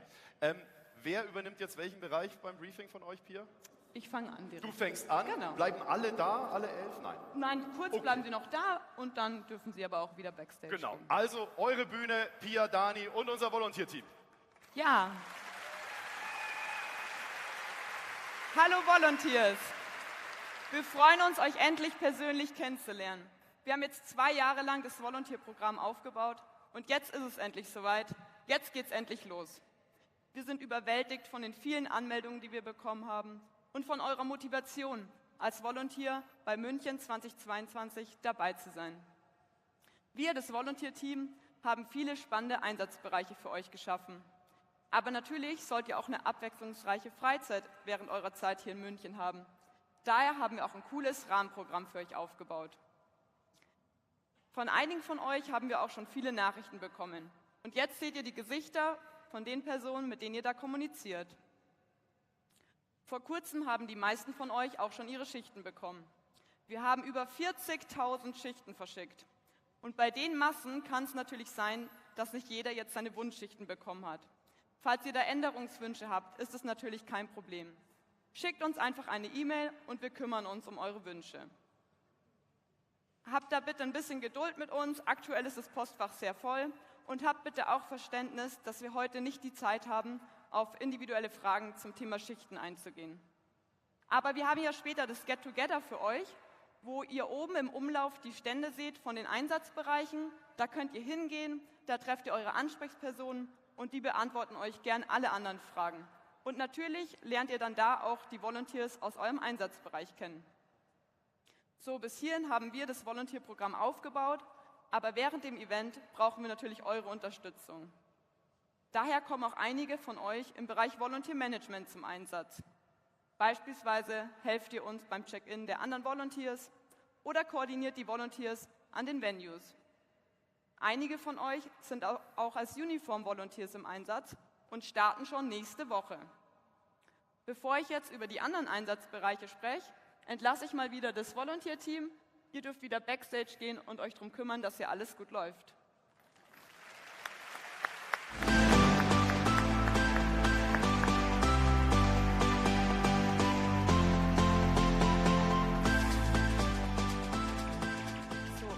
Hier seht ihr jetzt schon mal die ersten 8 Einsatzbereiche. Insgesamt haben wir 16 verschiedene Bereiche. Volunteer Management hatten wir gerade schon. Dann gibt es noch den Bereich Accreditation, Accommodation, den Bereich Transport, Spectator Services, Guest Management, Ticketing und Medical Services und Anti-Doping. Neben den Uniform Volunteers starten auch schon bald die Accreditation Volunteers. Der Bereich Accreditation arbeitet schon auf Hochtouren, denn im Juli öffnet schon unser Main Accreditation Center hier im Olympiapark. Jeder von euch, aber auch alle Mitarbeiter, Dienstleister, bekommen alle eine Akkreditierung. Die Akkreditierung ist eure Zugangsberechtigung, also damit habt ihr Zugang zu den Venues und zu euren Einsatzbereichen. Die meisten von euch in diesem Bereich kommen hier im Olympiapark im Main Accreditation Center zum Einsatz, aber auch an allen anderen Venues. Ihr seid somit die ersten Kontaktpersonen der Mitarbeiter und beantwortet Fragen zu den Akkreditierungen. Auf dem Foto seht ihr jetzt einen Teil des Accreditation-Teams, die ihr später im Umlauf findet und die euch gerne Fragen beantworten. Ein Bereich mit vielen verschiedenen Einsatzorten ist der Bereich Accommodation. Hier seht ihr das Accommodation-Team in voller Mannschaftsstärke. Ein großes Team, das mehrere tausend Übernachtungen organisiert. Wenn ihr hier eingesetzt seid, dann seid ihr in einem unserer 40 Hotels in und um München im Einsatz. In keinem anderen Bereich ist man den Athleten so nah wie im Bereich Accommodation. Eure Aufgaben sind beispielsweise, Ansprechperson für die Athleten zu sein, ihr organisiert die An- und Abreisen, die Shuttlefahrten, ihr koordiniert die Meetingräume und gebt Welcome-Bags aus. Ihr seid somit die Schnittstelle zwischen den Hotels, dem Organisationskomitee und natürlich den Athleten. Euch sind sicherlich die schicken BMWs hier vor der Olympiahalle aufgefallen. Diese Schmuckstücke hat unser Team Transport organisiert. Das sind unsere Teamfahrzeuge. Und wenn ihr beispielsweise als Volunteer Driver eingeteilt seid, dann seid ihr mit schicken BMWs in München unterwegs. Volunteers im Bereich Transport stellen sicher, dass die Athleten, die Dienstleister, VIPs und andere Personengruppen zur richtigen Zeit am richtigen Ort sind. Ihr koordiniert die Ankünfte an den Venues und kümmert euch um den Fuhrpark, damit die Autos immer fahrbereit sind. Nicht mit den Autos, sondern mit den öffentlichen Verkehrsmitteln kommen unsere vielen Zuschauer und Zuschauerinnen zu den Venues. Wir erwarten 1 Million Zuschauer und somit ist dieser Bereich der größte Einsatzbereich für euch Volunteers. In diesem Bereich seid ihr die ersten Personen, die die Zuschauer begrüßen und die Letzten, die sie verabschieden. Euer Ziel ist es, den Zuschauern ein bestmögliches Erlebnis zu schaffen. Ihr beantwortet Fragen rund um das Event und der Stadt München und helft den Zuschauern, die richtigen Wege zu finden. Wir haben hier auch ein Volunteer Inclusion Team, das sich um Menschen mit Behinderungen kümmert. Und einige von euch können sogar Gebärdensprache. Das möchten wir natürlich gezielt einsetzen, um somit ein möglichst barrierefreies Event zu schaffen.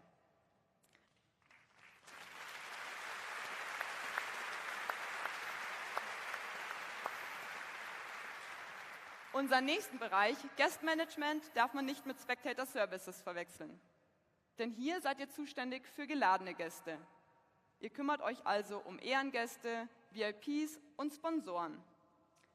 Ihr seid ihr erster Kontakt und kümmert euch um den Begrüßungsservice. Somit seid ihr auch im Ehrengastbereich im Einsatz. Die Mädels aus dem Guest Management findet ihr auch später am Guest Management Stand oben im Umlauf. Für die meisten Wettkämpfe benötigen die Zuschauer, anders als ihr, Tickets. Daher ist der Bereich Ticketing auch ein wichtiger Einsatzbereich, in dem ihr die Ticketmitarbeiter und die Einlasskontrollen unterstützt. Ihr helft bei der Erstellung und Ausgabe von Tickets und seid Ansprechpersonen bei Ticketproblemen. Wir wollen ja, dass die Zuschauer pünktlich bei den Wettkämpfen an ihren Plätzen sind. Damit ihr Zugang zu den Wettkämpfen habt, braucht ihr keine Tickets, sondern lediglich eure Akkreditierung. Dieses Privileg habt nur ihr und die Athleten.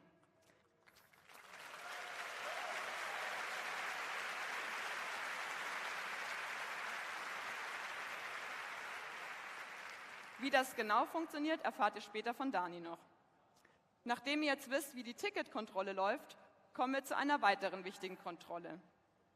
Die Athleten müssen nämlich zu Anti-Doping-Kontrollen. Wenn ihr im Bereich Medical Services und Anti-Doping eingeteilt seid, unterstützt ihr die Dopingkontrollen und stellt die Abläufe sicher. Euer Einsatzort sind die Wettkampfbereiche, aber auch die Hotels. Natürlich unterstützt ihr auch die medizinischen Teams, die sich um die Zuschauer kümmern. Und unsere ausgebildeten Physio-Volunteers kneten die Athleten durch. So, Pia, ich würde sagen, ich löse dich jetzt mal kurz ab und übernehme ab hier. Als allererstes Mal auch von meiner Seite herzlich willkommen hier. Ich freue mich riesig, dass ihr alle da seid. Ich finde es geil, endlich eure Gesichter zu sehen.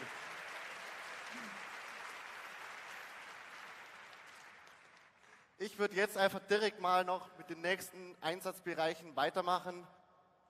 Und zwar haben wir Event Presentation, Venue Management, Production, Culture and Side Events, Media, TV and Broadcast, Technology and Sports and Competition. Und als allererstes würde ich direkt mal mit Event Presentation anfangen. Wie der Name schon sagt, präsentiert ihr hier das Event. Ihr sorgt dafür, dass die Außendarstellung für die Zuschauer sowohl hier in den Stadien als auch zu Hause am Fernseher, an den Screens perfekt ist. Dass unsere Mission, unsere Vision perfekt umgesetzt wird. Ihr könnt euch das ganz bildlich vorstellen, wenn die Sieger nach ihren Wettkämpfen aufs Podium steigen, steht ihr direkt in der ersten Reihe in diesem Einsatzbereich. Ihr zieht vielleicht die Fahnen der Nationen nach oben, die gewonnen haben, oder steht mit einem Silbertablett mit den Medaillen direkt neben dorten, dass diese dann auch überreicht werden können.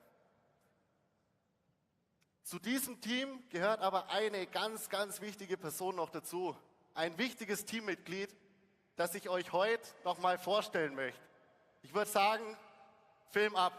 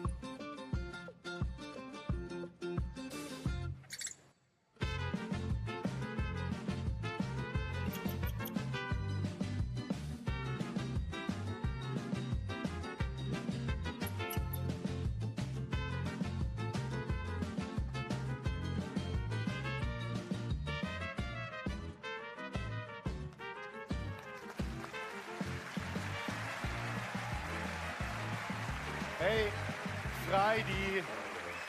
Hey. Oh.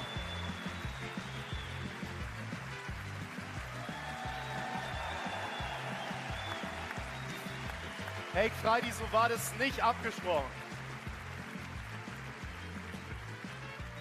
Hey, Eichhörnchen, so war das war doch jetzt noch gar nicht der große Auftritt. Später erst. Ne, erstmal nochmal zurück. Ja, okay. Hi. Nein, aber du kommst, erst im dritten Teil. Eigentlich. Ja, im dritten. Ach, na gut, komm mit. Auf geht's.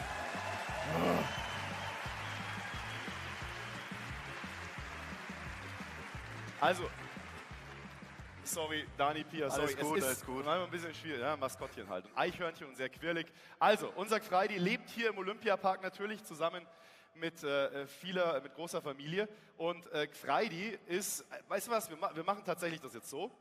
Wir nutzen das, denn nicht alle, haben wir gerade schon mitbekommen, sind ja hier aus der Region.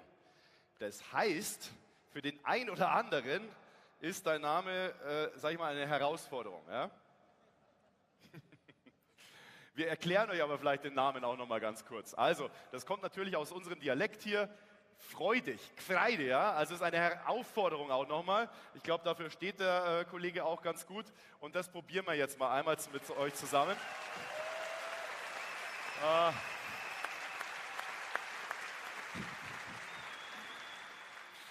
Ja, danke. Die nachfolgenden Sendungen und so, ja? Okay, also wir probieren das einmal, weil das ist tatsächlich auch Volunteer-Grundtraining und Voraussetzung, dass ihr natürlich den Namen unseres Maskottchen könnt. Also, ich sag's noch mal langsam vor, weil er kann ja nicht sprechen. Freidi, ja? Also da ist viel Energie mit drin, viel Aufforderung und natürlich ein bisschen rollendes R, so wie wir das bei uns machen. Also, wir probieren das einmal, ja? Auf 3. 1, 2, 3. Ja, da oben links habe ich noch G-Freidi gehört. Ja, das probieren wir nochmal, oder? Ja, gut. Also, auf 3. 1, 2, 3. Perfekt, oder? Happy? Wunderbar. Nochmal Applaus für euch. Applaus für Freidi. Applaus für Freidi. Und wir sind dann, das reicht jetzt, ist doch gut genug. Du darfst ja nachher, na, wir spielen jetzt nicht Fangen und wir spielen jetzt nicht Beachvolleyball. Gut, Dani, Pia, eure Show, ich nehme ihn mit. Komm, jetzt. Wahnsinn. Eichhörnchen. Wahnsinn. Freidi, ich verstehe ja, dass du nicht mehr abwarten kannst, bis es endlich losgeht hier. Aber ein bisschen Geduld brauchen wir noch. Ja, wie ihr seht, ist es nicht immer ganz einfach hier mit unserem Freidi, den in Zaum zu halten. Aber auch das ist unter anderem eine Aufgabe der Volunteers im Bereich Event Presentation, das Maskottchen zu betreuen, an die richtigen Positionen zu bringen und manchmal auch eventuell ein bisschen zurückzuhalten. Aber am Rande auch noch einen kleinen Hinweis für euch. Das Maskottchen wird an allen Venues natürlich da sein. Sprich, wenn ihr es irgendwo entdeckt, macht Fotos, macht Selfies mit ihm und habt Spaß. Damit das Maskottchen an den Venues dann auch den richtigen Weg findet und die Wege überhaupt vorhanden sind, brauchen wir nämlich unser nächstes Team. Und zwar das Team Venue Management. Im Bereich Venue Management habt ihr ganz viele verschiedene Aufgaben als Volunteer. Ich versuche es jetzt mal ganz bildlich für euch zu beschreiben. Wenn in wenigen Wochen am Königsplatz die ersten Tieflader mit Sand anrollen, damit endlich die Beachvolleyball-Courts natürlich hergerichtet werden können, seid ihr als Volunteer in diesem Bereich direkt die rechte Hand des Venue-Managers. Schaut, dass der Sand auch an der richtigen Position abgeladen wird und nicht irgendwo komplett falsch. Oder genauso, wenn an der Ruderregatta unser Volunteer-Zelt aufgebaut wird, könnt ihr im Zeltbauer sagen, hey, da brauchen wir das Zelt, sprecht es mit eurem Bereichsleiter ab und unterstützt, wo ihr da könnt. Damit das Venue-Management dann reibungslos arbeiten kann, haben wir unser nächstes Team, und zwar das Team Production. Nein, es ist nicht nur eine Person. Es ist auch ein riesiges Team, die sich um alles kümmert, um jeden Aufbau, um jede Leitung, um jedes Stromkabel. Und ich kann euch jetzt schon sagen, die sind bereits jetzt im Einsatz. Darum sind seine ganzen Kollegen gar nicht auf dem Bild mit drauf. Also ich kann aus erster Hand erzählen, unser Volunteer Center, unser Main Volunteer Center hier im Olympiapark ist bereits Vollgas im Aufbau. Da haben es letzte Woche schon die ersten Bodenteile verlegt, erste Bandenelemente ausbaut. Sprich, die sind schon jetzt so tief drinnen, dass wir sie leider nicht überreden konnten, dass sie auf das Foto kommen. Aber ihr lernt es ja dann spätestens im August direkt kennen. Aber was ist jetzt eure Aufgabe in diesem Einsatzbereich im Team Production? Ich habe gerade schon gesagt, wir haben hier ein riesengroßes Main Volunteer Center. Das muss natürlich ausgestattet werden. Wir brauchen da Biertischgarnituren. Das soll ein bisschen dekoriert werden. Vielleicht ein paar Pflanzen, ein bisschen Palmen in den Ecken. Da könnt ihr uns unterstützen. Genauso, wenn wir mit unserem Volunteer Office jetzt dann auch darüber ziehen, muss es hergerichtet werden. Wir brauchen da Strom, wir brauchen Internet, wir brauchen Möbel dort. Und genau da könnt ihr uns perfekt unterstützen. Und das allerbeste Beispiel, wo gerade die Zuschauer sehr, sehr viel sehen davon, sind die Siegerehrungen, die hier am Central Roof direkt am Olympiasee stattfinden. Dass da die Athleten im perfekten Licht stehen am Ende, so wie ich jetzt heute. Dafür brauchen wir das Team Production und euch als Volunteers, die dann die Lampen perfekt ausrichten können. Welches Team sich jetzt um die sonstige Bespielung am Central Roof noch kümmert, da ist ja außerhalb von den Siegerehrungen noch viel, viel weiteres geboten. Der Flo hat es vorhin schon kurz angeteasert. Dafür brauchen wir das nächste Team, unser Team Culture and Side Events. Ich sehe schon, wir haben da große Fans. Das Team Culture and Side Events hat hier wahnsinnig viel geplant, rund um die Uhr. Und es geht schon am 10. August los, wenn der Olympiapark das allererste Mal für Munich 2022 erwacht. Wenn es hier losgeht, wenn die Zuschauer das erste Mal hier reinströmen und erleben, was hier eigentlich abläuft.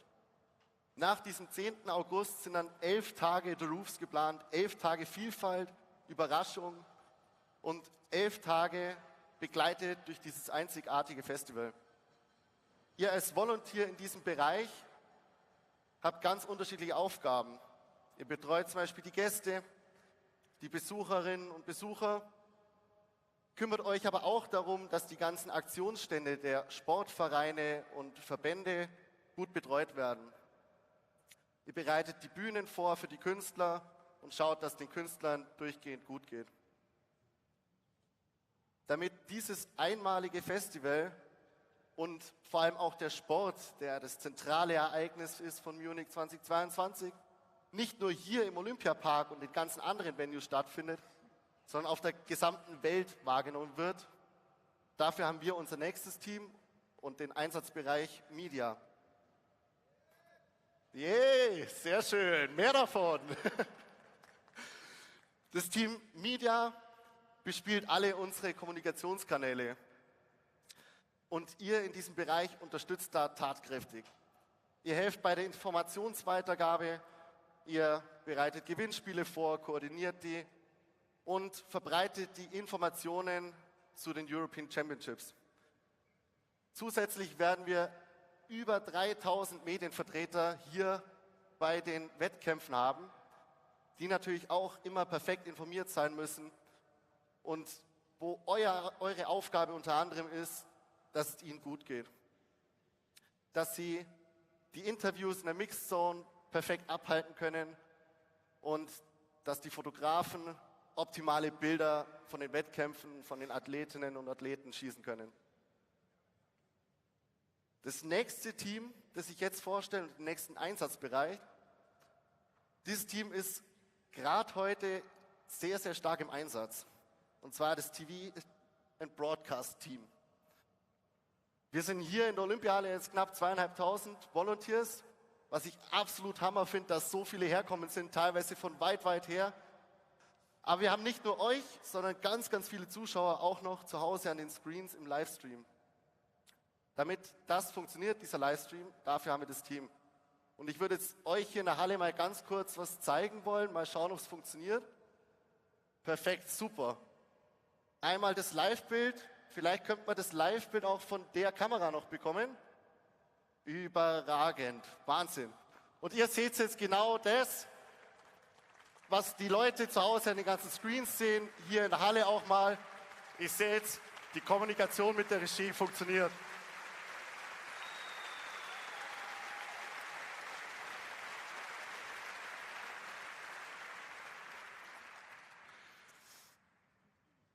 Und genau das sind die Aufgaben von TV und Broadcast. Und ihr als Volunteers könnt da durchgehend unterstützen. Ihr seht es vielleicht bei dem Kameramann, es ist ein bisschen dunkel, aber ihr seht, da ist direkt neben dort ein Kabelträger neben dort. Der muss natürlich schauen, wenn der Kameramann rückwärts läuft, der sieht ja gar nichts. Der schaut, dass er nicht stolpert, nicht hinfliegt und das Kamerabild nicht irgendwie verwackelt. Und genau das ist zum Beispiel auch eine Aufgabe von euch als Volunteer in diesem Einsatzbereich. Der Livestream wird ja heute über YouTube übertragen, übers Internet. Und dass auch diese Bilder von der Kamera am Ende in YouTube landen, dafür brauchen wir unser nächstes Team, das Team Technology. Die stellen sicher, dass wir beim Event hier durchgehend Internet haben, überall, wo wir es brauchen, egal ob am Ticketscan, am Eingang oder für Live-Übertragungen. Aber das ist bei weitem nicht alles, was die für uns machen. Und was ihr als Volunteer für uns dann macht in diesem Bereich. Ihr helft, wie gesagt, beim Verlegen von Internetleitungen. Ihr supportet bei der Druckereinrichtung, damit wir für euch Schichtpläne drucken können, Öffnungszeiten ausdrucken können, ähnliches. Und ihr überwacht unter anderem auch, dass überall das Netzwerk wirklich perfekt aufgebaut ist. Aber ein weiterer Unterbereich zu Technology ist gerade für den Sport elementar wichtig, sage ich mal, weil ohne den Bereich Timing and Scoring könnten wir überhaupt nicht messen, was für Leistungen jetzt die Sportler hier bringen. Und wir könnten auch gar nicht wissen, ob dann neue Weltrekorde oder sonst was aufgestellt werden. Aber ich muss ehrlich sagen, ich habe vom Sport leider zu wenig Ahnung. Darum würde ich an der Stelle für die ganzen Sportbereiche mal nochmal an Pia übergeben. Die wird es euch erklären.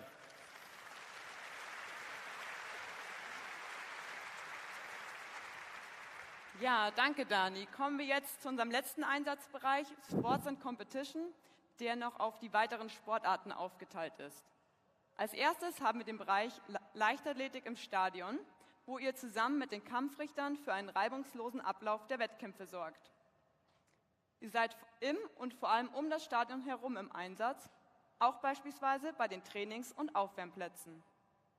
Bei den Leichtathletik-Straßenwettkämpfen seid ihr beispielsweise als Streckenposten beim Marathon oder Gehen im Einsatz.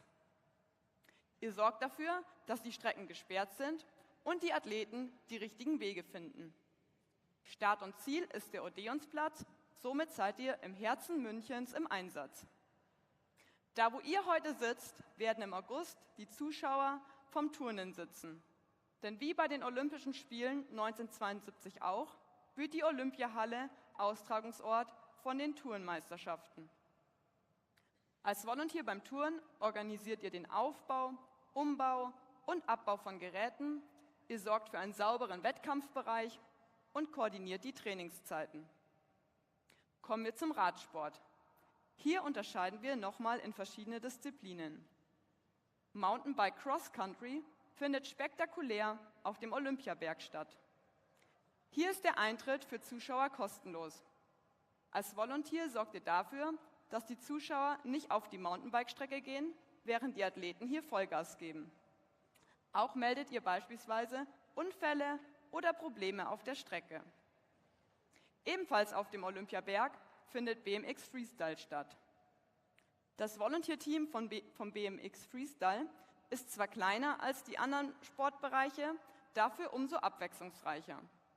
Wenn ihr hier eingeteilt seid, bereitet ihr den Wettkampfbereich vor und seid Ansprechpersonen für die Athleten und Trainer. Und anschließend, nach eurem Einsatz, könnt ihr den Sonnenuntergang auf dem Olympiaberg genießen. Die Starts der Straßenradrennen finden für Männer in Murnau am Staffelsee und für Frauen in Landsberg am Lech statt. Natürlich haben wir hierfür auch ein Shuttle aus dem Olympiapark für euch organisiert. Aber einige von euch, die hier eingeteilt sind, wohnen sogar in der jeweiligen Umgebung. Das Zeitfahren findet in Fürstenfeldbruck statt. Das könnt ihr mit den öffentlichen Verkehrsmitteln erreichen, die ihr mit eurer Akkreditierung nutzen könnt. Der letzte Bereich im Radsport ist das Bahnradfahren an der Messe München. Hier wird für unser Event eine spektakuläre Bahn in die Messehalle gebaut.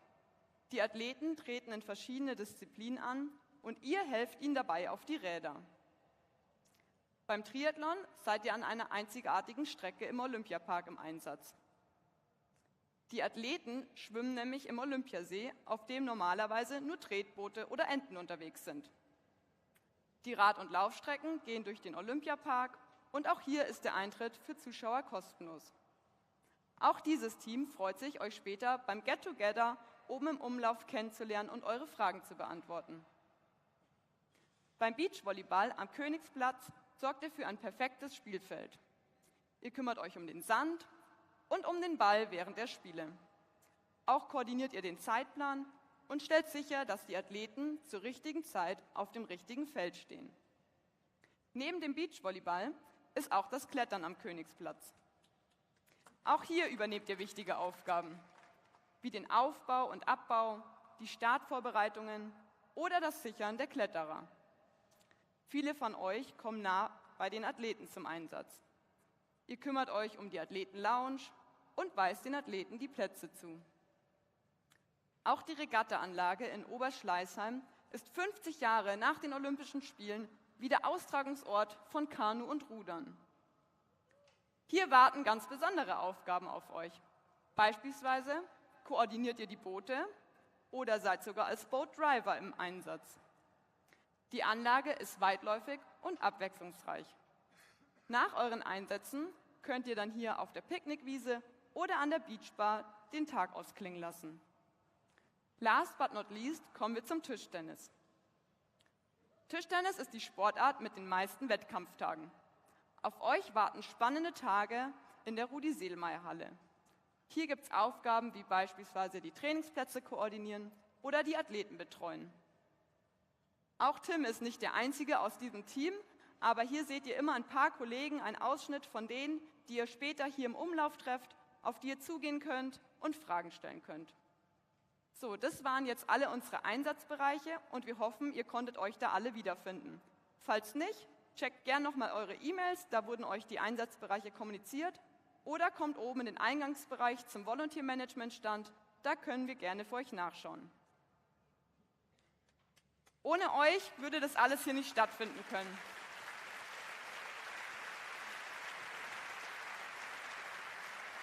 Ja, deshalb an dieser Stelle nochmal ein Riesendankeschön an euch alle. Danke, dass ihr Teil von München 2022 seid.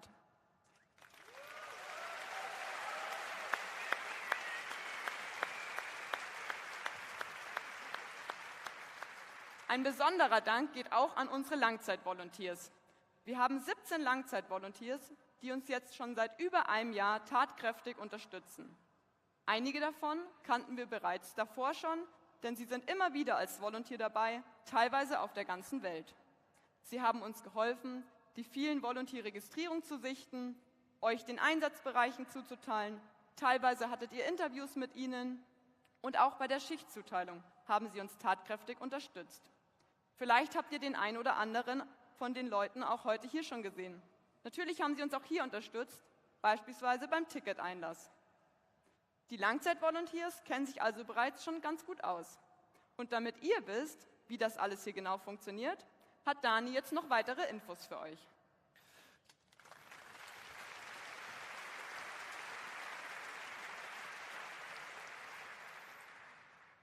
Dann würde ich sagen, starte ich einfach direkt mit rein. Und zwar mit einem Thema, das euch alle wahrscheinlich brennend interessiert. Und zwar mit den Benefits, die wir schon bei der Registrierung damals angekündigt haben. Und wir können euch jetzt dazu nochmal genauere Informationen liefern. Und zwar wichtig für euch ist es natürlich, gerade wenn ihr nicht hier aus München herkommt, sondern aus Berlin, Hamburg oder irgendwo anders aus Europa oder der ganzen Welt. Wie kommt ihr denn eigentlich hier in den Olympiapark? Wie kommt ihr an die Regatta zum Königsplatz oder an die Rudi-Seelmeier-Halle? Die Münchner bzw. die aus Deutschland wissen es inzwischen, es gibt dieses 9-Euro-Ticket. Abgesehen davon haben wir aber für euch natürlich kostenlose Tickets für den öffentlichen Nahverkehr. Und zwar gemeinsam mit eurer Akkreditierung könnt ihr sowohl Busse, Straßenbahnen, U-Bahnen, alles hier in München kostenlos nutzen. Wie gesagt,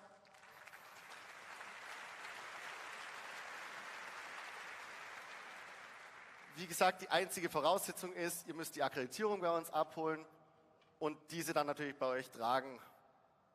Ein zweites wichtiges Thema, auch wieder wichtig, vor allem für die, die nicht direkt von hier kommen. Wo kann ich denn übernachten, wenn ich hier 2 Wochen lang oder 5 Tage im Einsatz bin? Wir haben da vor langer, langer Zeit schon mal einiges kommuniziert, verschiedene Kooperationen mit Hostels und Hotels. Und jetzt können wir euch endlich auch sagen, wir werden Schulturnhallen euch zur Verfügung stellen können. Einige Volunteers von euch, die viele Einsätze schon gemacht haben, kennen das Prozedere vielleicht, dass man sich selber in einer Schulturnhalle einbuchen kann. Man bringt einfach nur einen Schlafsack, eine Isomatte und das Wichtigste mit, was man so braucht. Und so habt ihr eine kostenlose Unterkunft, könnt hier ganz entspannt nach München reisen, braucht euch umsonst nichts kümmern und könnt dann hier zu den Wettkämpfen kommen. Das Prozedere wird so ablaufen, ihr bekommt von uns einen Link zugeschickt. Da könnt ihr euch registrieren, Name angeben, E-Mail-Adresse angeben, die Tage uns nennen, an denen ihr einen Platz in der Halle braucht. Und sobald ihr dieses Formular ausgefüllt habt, seid ihr bei uns eingebucht. Und jetzt natürlich das Allerwichtigste für euch. Ich weiß es genau, ihr wollt natürlich die Wettkämpfe sehen. Ihr wollt natürlich selber miterleben, welche Leistungen die Sportler hier erbringen. Und dafür werde ich euch jetzt kurz erklären, wie es mit den Tickets für euch abläuft. Ihr werdet natürlich die Möglichkeit haben, die Wettkämpfe alle selber zu sehen und zu verfolgen. Wir werden an jeder Venue für jeden Sport ein gewisses Kontingent an Freitickets haben. Je nachdem, wie die Auslastung ist, könnt ihr also einfach hingehen, fragen, hey, ist noch ein Platz frei? Und dementsprechend dann rein und zuschauen. Ich bin mir sicher, jeder von euch hat genügend Möglichkeiten, so mitzuerleben, was hier eigentlich abläuft. Und das natürlich in eurer Freizeit dann. Ihr seid während eurem Einsatz durchgehend am Sport und erlebt, was hier eigentlich abgeht. Aber so habt ihr auch nach eurer Schicht noch die Möglichkeit, zum Beispiel ins Stadion rüberzukommen oder an die Rudi-Sedelmeier-Halle zu fahren.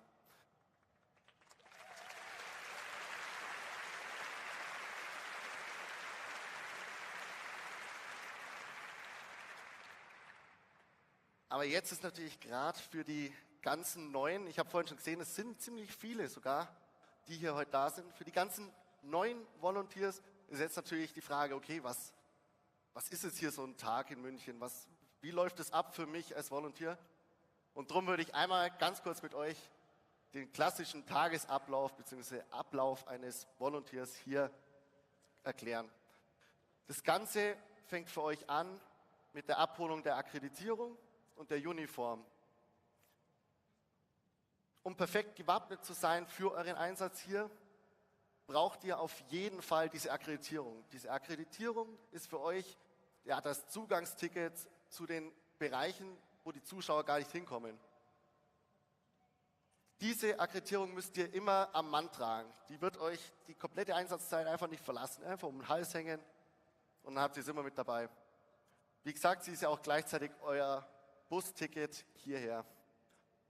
Wenn ihr die Akkreditierung abholt, bekommt ihr gleichzeitig von uns die Uniform.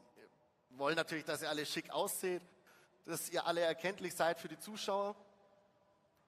Und diese Uniform bekommt ihr zusammen mit der Akkreditierung. Und jetzt ein dritter Punkt noch, was wahrscheinlich für die meisten neu ist, was auch relativ einzigartig ist hier bei diesem Event. Und zwar, ihr bekommt mit der Akkreditierung und der Uniform noch eine Trinkflasche von uns.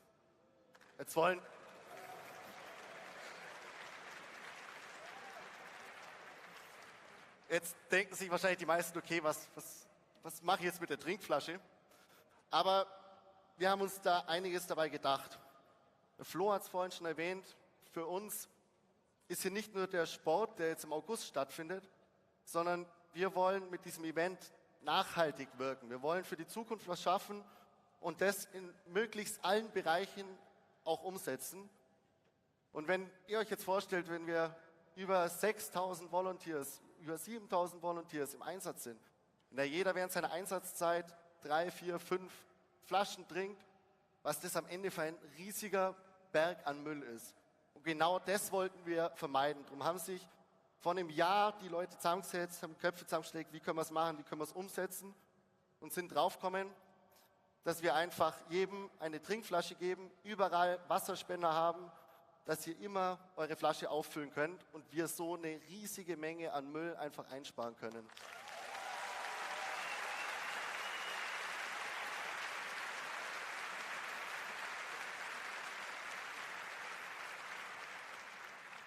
Also nochmal zur Erinnerung, was braucht ihr für einen Einsatz? Akkreditierung, Uniform und Trinkflasche. Das sind eure 3 Dinge, die ihr immer am Mann habt. Und jetzt ist die Frage, wo bekommt ihr diese Ausstattung denn? Und zwar kriegt ihr die Uniform, Akkreditierung, Trinkflasche direkt hier im Olympiapark in unserem Main Accreditation Center.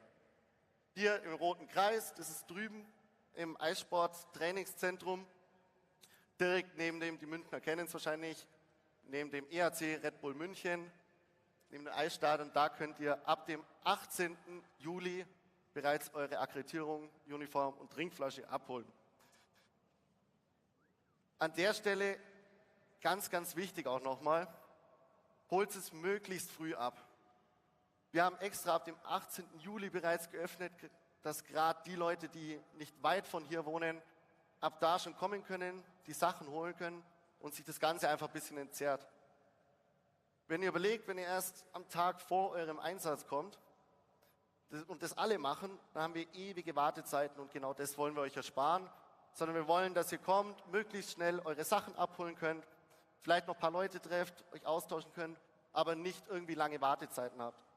Drum gerade an die Münchner ein Appell, kommt gerne ab dem 18. Juli oder Ende Juli schon vorbei, holt die Sachen ab und dann kann es schon losgehen. Was ihr jetzt aber für die Abholung braucht, damit ihr das von uns bekommt, ist zum einen der Personalausweis, den ihr mitbringen müsst. Einfach, dass wir wissen, okay, wem geben wir die Akkreditierung aus? Ist die Person vor uns auch wirklich die, der wir es geben? Und als zweites Dokument, sage ich mal, ist ganz wichtig, die Abschlussmail nach eurem Online-Training. Es ist egal, ob ihr die digital uns zeigt oder ob ihr es ausgedruckt zeigt, aber die müsst ihr da auch mitbringen. Aber was passiert jetzt an eurem allerersten Einsatztag, wenn ihr das alles erledigt habt? Hier. Damit wir wissen, dass es euch gut geht, dass ihr gesund hier ankommen seid, ist es wichtig, dass ihr vor eurem Schichtbeginn einmal zu uns ins Volunteer Center kommt, euch eincheckt und wir wissen, okay, du bist da und alles ist gut.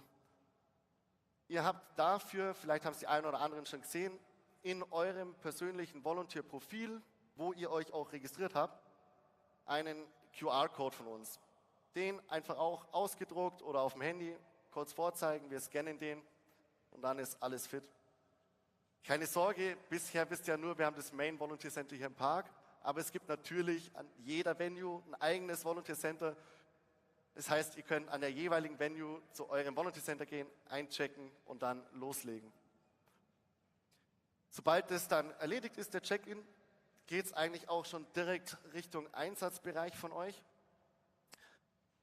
Da ist uns wichtig, seid bitte immer pünktlich da. Ich meine, wir machen hier ein Riesen-Event. Es wird alles live übertragen, da ist alles auf die Sekunde getaktet. Darum brauchen wir da natürlich auch eure Pünktlichkeit dann. Ich sage jetzt mal, 15 Minuten ist top, wenn ihr früher da seid. Die Streber können auch gern schon 30 Minuten vorher kommen. Das ist natürlich gar kein Problem. Aber es ist wichtig, seid einfach pünktlich dann da. Da werdet ihr dann von eurem jeweiligen Bereichsleiter empfangen. Der wird euch kurz einweisen, euch sagen, was heute zu tun ist. Und dann seid ihr schon startklar. Ihr werdet dann direkt mit dem Einsatz starten. Geht euren Aufgaben nach, die euch der Bereichsleiter vorher gesagt hat. Das kann jeden Tag unterschiedlich sein. Am einen Tag macht ihr das, am nächsten Tag vielleicht das. Das erfahrt ihr dann immer in der Früh direkt. Dann braucht ihr natürlich auch eine Pause zwischendurch. Und das ist auch ganz wichtig, dass ihr diese Pausen macht, dass ihr diese Pausen nutzt. Ich habe hier jetzt mal circa eine Stunde, das kann natürlich immer abweichen, mal ist es länger, mal ist es kürzer. Aber genießt diese Pausen und holt euch was zum Essen. Ich kann euch schon sagen, ich durfte von den ein oder anderen Venues das Essen schon testen. Das ist echt absolut Hammer. Also nutzt es, holt es ab. Das lohnt sich auf jeden Fall. Und da ist auch ganz einfach, ihr braucht nicht viel. Eure Akkreditierung mitnehmen, die wird gescannt. Dann könnt ihr euch am Buffet bedienen bzw. das Essen abholen. Die Trinkflasche mitnehmen, Wasser auffüllen und dann kann es losgehen. Dann könnt ihr es euch schmecken lassen.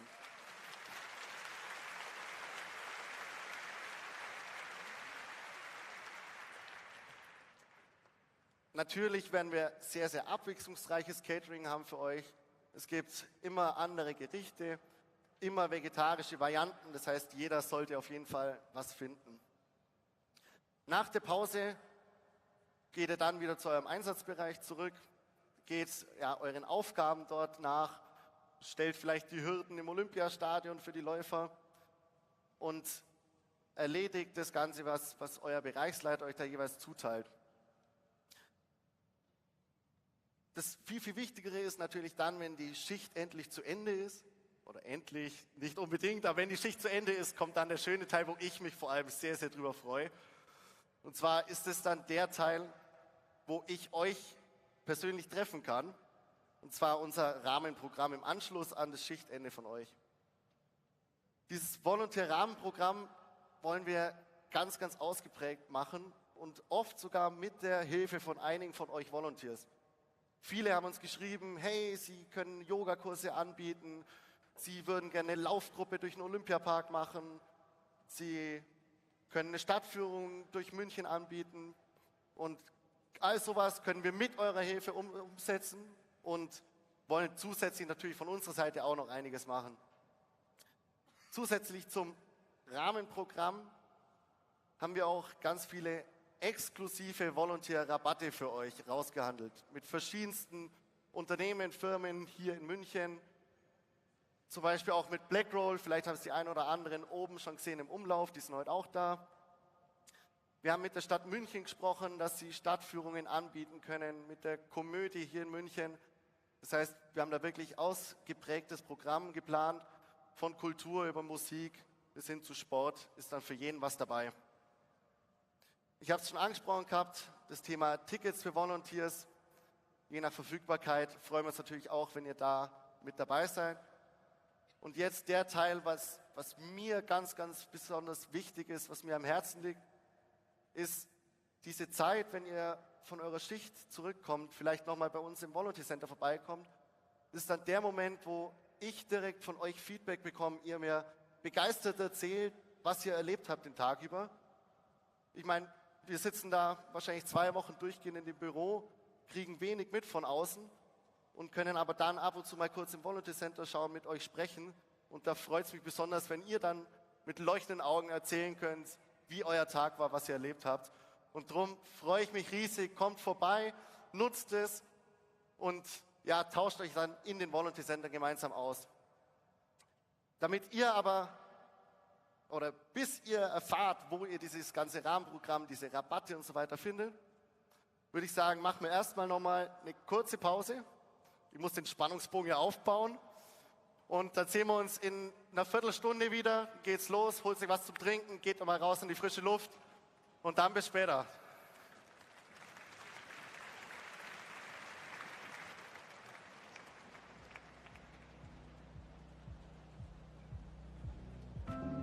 Vielleicht bist genau du eine oder einer von ihnen. Vielleicht trainierst du Kinder und Jugendliche im Sportverein, bringst ihnen ein Instrument bei und förderst damit ihr Selbstvertrauen. Vielleicht programmierst du aus Leidenschaft und engagierst dich, um unser Leben mit digitalen Lösungen zu verbessern. Vielleicht unterstützt du unsere ältesten Mitmenschen im Alltag, schenkst ihnen nicht nur dein Lächeln, sondern große Lebensfreude. Vielleicht hilfst du Geflüchteten, ihren Platz in unserer Gesellschaft zu finden, engagierst dich für mehr Offenheit und ein lebendiges Miteinander. Vielleicht hast du schon mal geholfen, ein Menschenleben zu retten, als einer der ersten am Einsatzort, weil du Zweifel besiegt hast oder einfach nur da warst. Vielleicht stößt du manchmal an deine Grenzen, musst Bürokratie überwinden, Papierkram erledigen. Trotzdem machst du unermüdlich weiter, weil du liebst, was du tust. Einer Sache sind wir uns dabei ganz, ganz sicher. Ohne dich wäre unser Leben nicht dasselbe. Du bist einer von 30 Millionen Menschen, die sich täglich ehrenamtlich engagieren. Im Kleinen wie im Großen. Auf dem Land oder in der Stadt. Im Verein oder in der Stiftung. Sorgst du für Zusammenhalt und gestaltest unser Zusammenleben aktiv mit. Dafür sind wir dir von Herzen dankbar. Als Berater, Netzwerk und zentrale Anlaufstelle für deine Fragen zu Fördermitteln, Recht, Digitalisierung und vielem mehr stehen wir dir gern zur Seite und möchten es dir einfacher machen. Denn du hast das verdient. Wir sind die Deutsche Stiftung für Engagement und Ehrenamt.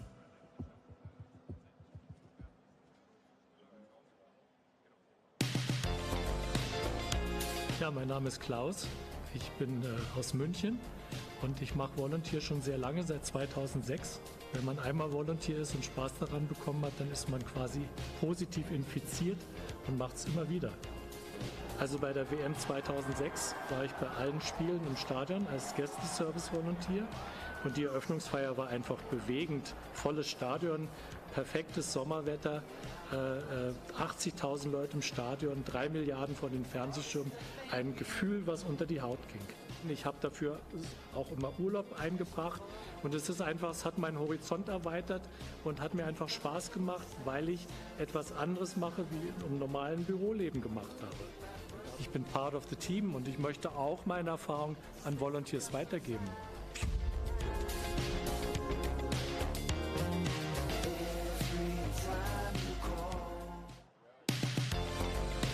Also mein Name ist Dieter, ich bin 73 Jahre alt, komme hier direkt aus dem Umland von München. Insofern ist die European Championships ein Heimspiel für mich. Die Erfahrungen, die man als Volunteer macht, sind sicherlich sehr vielfältig. Man kann sehr viel lernen. Man muss es nicht nur in Deutschland machen, man kann es auf der ganzen Welt machen. Ja, aus meinen Einsätzen habe ich mitgenommen, dass es sehr schön ist, im Team zu arbeiten, andere Leute kennenzulernen und vor allen Dingen auch die Erfahrung zu haben, hinter die Kulissen blicken zu können. Für mich ist natürlich der Olympiapark in München ein ganz besonderer Ort. Zum ersten Mal hatte ich Kontakt vor 50 Jahren bei den Olympischen Spielen 72. Ich bin part of the team, weil mein Wahlspruch ist, besser mittendrin als nur dabei.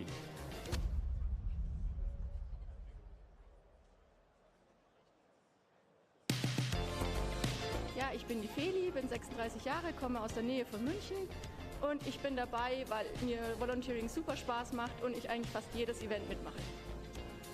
Mein emotionalster Moment als Volunteer war damals in London 2017. Da war ich gerade auf dem Weg zum Essen und da wurde der Mo Farah vorgestellt und das ganze Stadion hat wirklich gebebt und applaudiert und es war richtig Gänsehaut-Feeling. Ich habe viele Freunde dadurch kennengelernt, viele Kontakte geknüpft in der ganzen Welt. Man ist ein bisschen selbstbewusster, Wertschätzung kriegt man und man lernt einfach ganz viele neue Sachen auch kennen außerhalb vom Beruf. Ja, ich war schon, ich sage jetzt mal, bei jedem Kontinent einmal dabei, außer Australien und Neuseeland. Ich bin part of the team, weil ich mal hinter die Kulissen eines Großevents schauen wollte.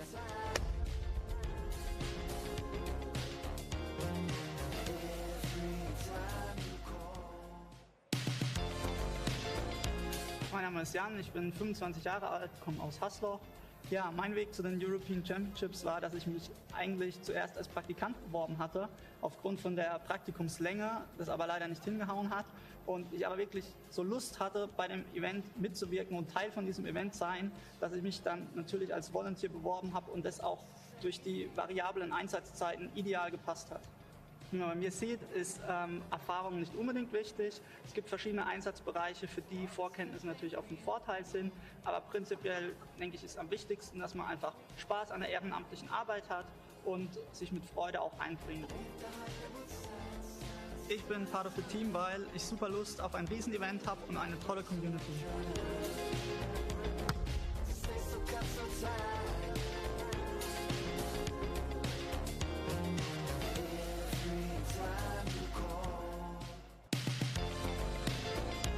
Ich bin Marie, bin 17 Jahre alt und ich bin als Volunteer dabei, weil ich glaube, dass man da sehr, sehr viele neue Leute kennenlernen kann und man einfach den Sport mal aus einer ganz anderen Perspektive erleben kann. Ich erwarte mir von meinem Einsatz als Volunteer, dass man ganz nah dran am Geschehen ist und die Sportler auch mal aus nächster Nähe sehen kann. Ich glaube, Volunteer-Erfahrung ist sehr wichtig, weil man da einfach mal was nur für den Spaß und nicht für die Bezahlung macht. Am meisten freue ich mich darauf, einfach so ein großes Event in meiner Heimatstadt zu unterstützen. Ich bin part of the team, weil ich etwas ganz Außergewöhnliches erleben will.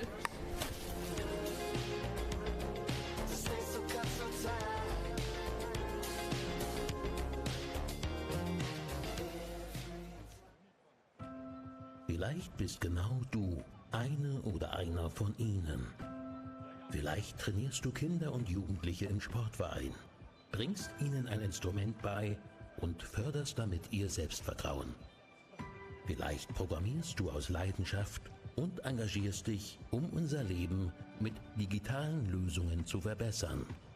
Vielleicht unterstützt du unsere ältesten Mitmenschen im Alltag, schenkst ihnen nicht nur dein Lächeln, sondern große Lebensfreude. Vielleicht hilfst du Geflüchteten, ihren Platz in unserer Gesellschaft zu finden, engagierst dich für mehr Offenheit und ein lebendiges Miteinander. Vielleicht hast du schon mal geholfen, ein Menschenleben zu retten, als einer der ersten am Einsatzort, weil du Zweifel besiegt hast oder einfach nur da warst. Vielleicht stößt du manchmal an deine Grenzen, musst Bürokratie überwinden, Papierkram erledigen. Trotzdem machst du unermüdlich weiter, weil du liebst, was du tust. Einer Sache sind wir uns dabei ganz, ganz sicher. Ohne dich wäre unser Leben nicht dasselbe.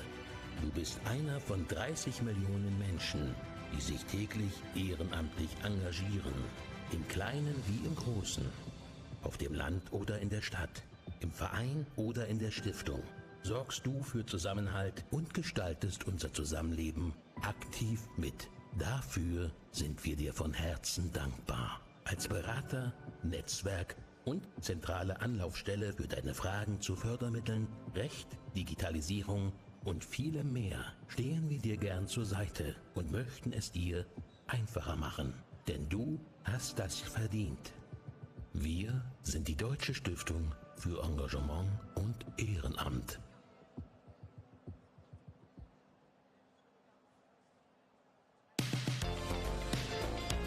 Ja, mein Name ist Klaus.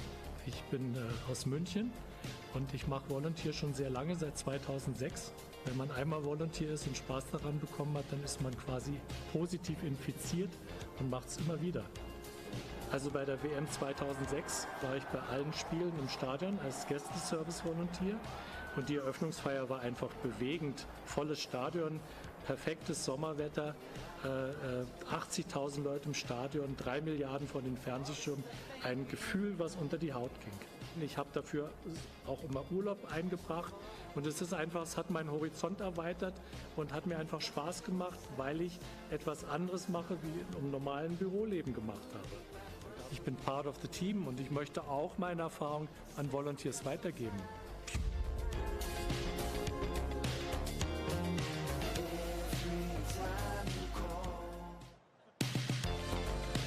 Also mein Name ist Dieter, ich bin 73 Jahre alt, komme hier direkt aus dem Umland von München. Insofern ist die European Championships ein Heimspiel für mich. Die Erfahrungen, die man als Volunteer macht, sind sicherlich sehr vielfältig. Man kann sehr viel lernen. Man muss es nicht nur in Deutschland machen, man kann es auf der ganzen Welt machen.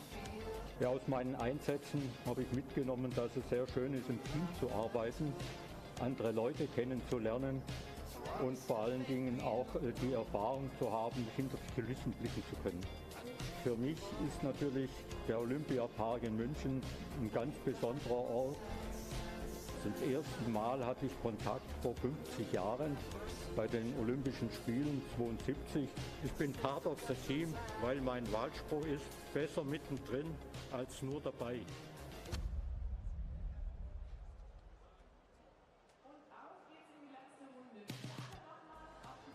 bin die Feli, bin 36 Jahre, komme aus der Nähe von München und ich bin dabei, weil mir Volunteering super Spaß macht und ich eigentlich fast jedes Event mitmache.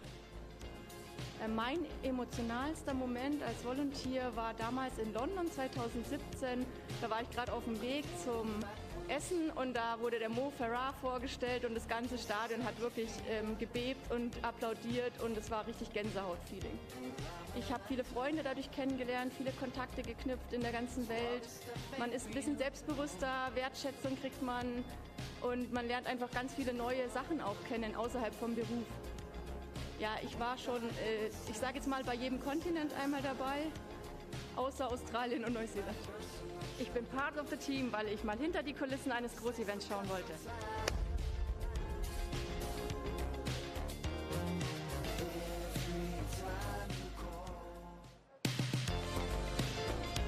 Mein Name ist Jan, ich bin 25 Jahre alt, komme aus Hasloch. Ja, mein Weg zu den European Championships war, dass ich mich eigentlich zuerst als Praktikant beworben hatte, aufgrund von der Praktikumslänge, das aber leider nicht hingehauen hat. Und ich aber wirklich so Lust hatte, bei dem Event mitzuwirken und Teil von diesem Event sein, dass ich mich dann natürlich als Volunteer beworben habe und das auch durch die variablen Einsatzzeiten ideal gepasst hat. Wie man bei mir sieht, ist Erfahrung nicht unbedingt wichtig. Es gibt verschiedene Einsatzbereiche, für die Vorkenntnisse natürlich auch ein Vorteil sind. Aber prinzipiell, denke ich, ist am wichtigsten, dass man einfach Spaß an der ehrenamtlichen Arbeit hat und sich mit Freude auch einbringt. Ich bin part of the team, weil ich super Lust auf ein Riesenevent habe und eine tolle Community.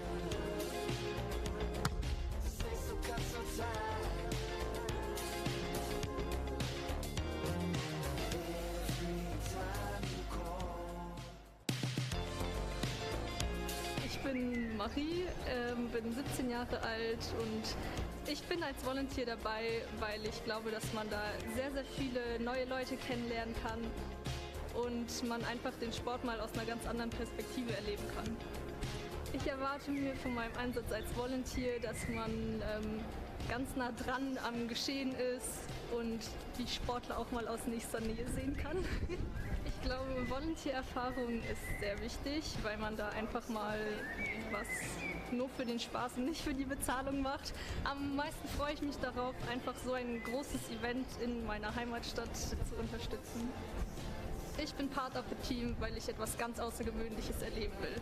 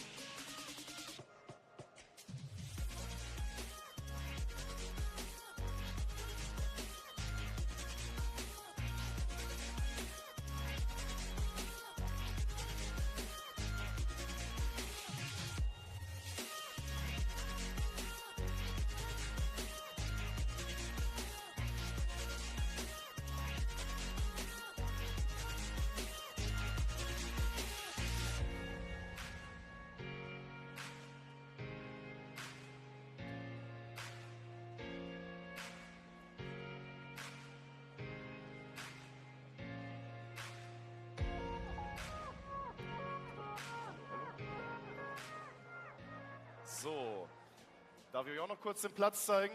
Genau. Lasst euch Zeit. Dankeschön, Dankeschön. Findest du einen Platz wieder? Zusammen, sehr gut. Da, ja. Da kommen noch immer ein paar. Sehr schön. Herzlich willkommen zurück. Es sind schon neue Freundschaften geschlossen worden. Herzlich willkommen zurück. Alte aufgefrischt, auch gut. Es ist schön, dass ihr mit dabei seid. So, ihr findet euren Platz? Ja? Sollen wir das Licht noch ein bisschen anlassen? Oder? Gut. Die Reihe gemerkt, das ist immer clever. Sehr gut, so muss das sein. So, wir würden dann, wenn das okay für, trotzdem schon mal weitermachen. Ist das okay? Gut, wunderbar. Also, herzlich willkommen zurück. Dritter, letzter Teil. Und wir machen mal kurz einen Lautstärke-Test. Ah ne, da brauchen wir gar nicht anfangen. Das ist ja... Ja. So. Wenn es halt nur 1000 von den 2,5 sind.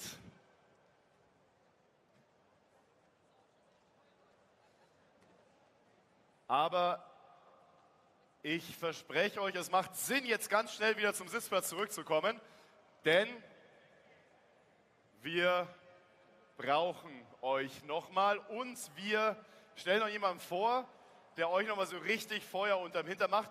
Naja, Feuer unterm Hintern nicht, aber viel mit auf den Weg gibt, was euch, denke ich, über die 11 Tage oder den ja doch noch längeren Einsatzzeitraum dann im August helfen wird.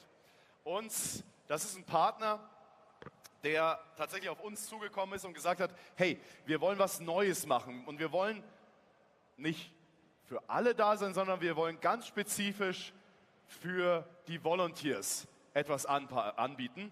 Und für diesen Partner, den wir euch jetzt vorstellen, Blackroll, begrüße ich jetzt ganz herzlich den Head of B2B Corporation, Robert Kruschke.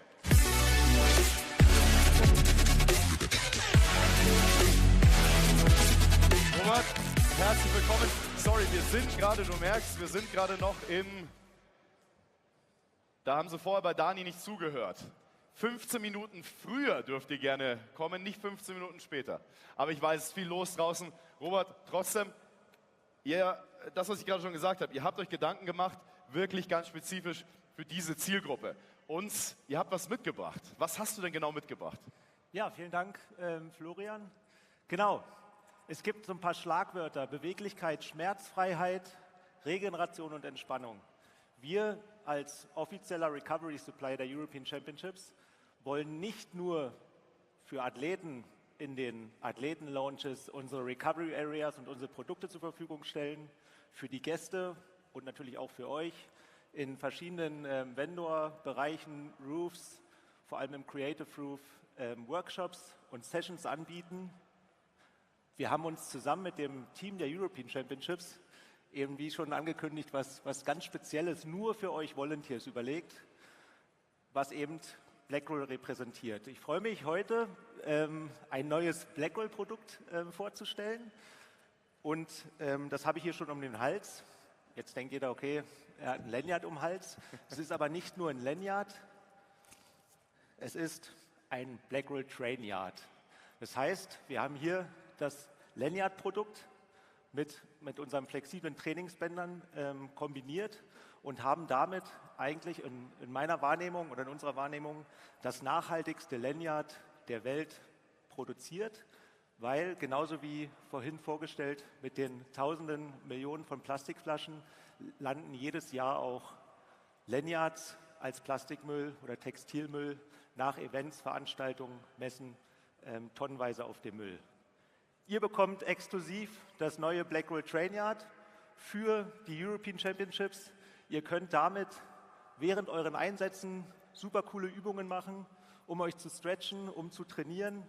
Und ihr könnt das cool gebrandete Band auch als Erinnerung behalten und im Anschluss als Trainingsband benutzen.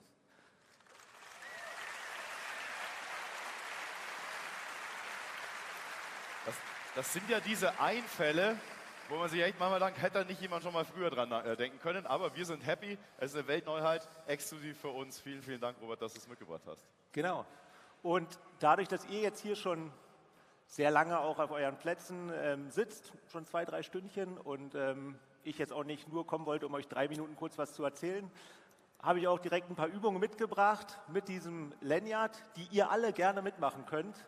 auf euren Plätzen. Dazu steht gerne mal alle auf. Die Übung kann man mit und ohne Lanyard machen. Und ich glaube, ich bekomme auch noch Support. Unbedingt. Das ist jetzt eigentlich eine Geschichte, oder? Genau, hier unsere Class of 22 kommt mit her. Herzlich willkommen zurück, Chrissy, Franka und Olli. Schauen wir mal, wie voll es wird. Oh, ich glaube so 2 aus dem Publikum, oder? So ein bisschen Unterstützung? Geht noch, oder? Wer hat Lust? Ja, hier und die junge Dame hier gleich mitkommen. Sogar schon direkt im Sportdress. Das ist ganz schön schnell. Ja, volle Energie. Ja, und Freidi, natürlich.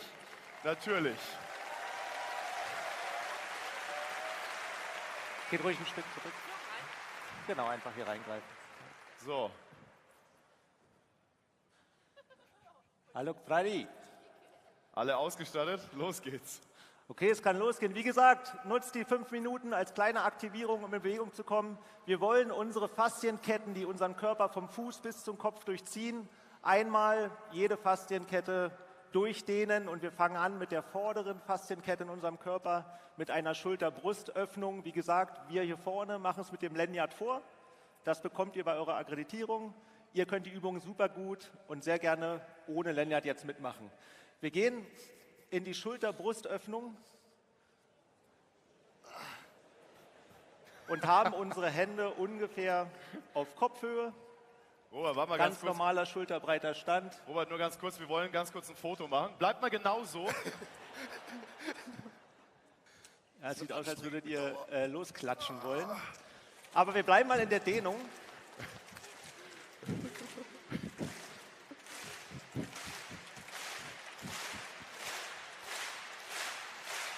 Machen wir mit.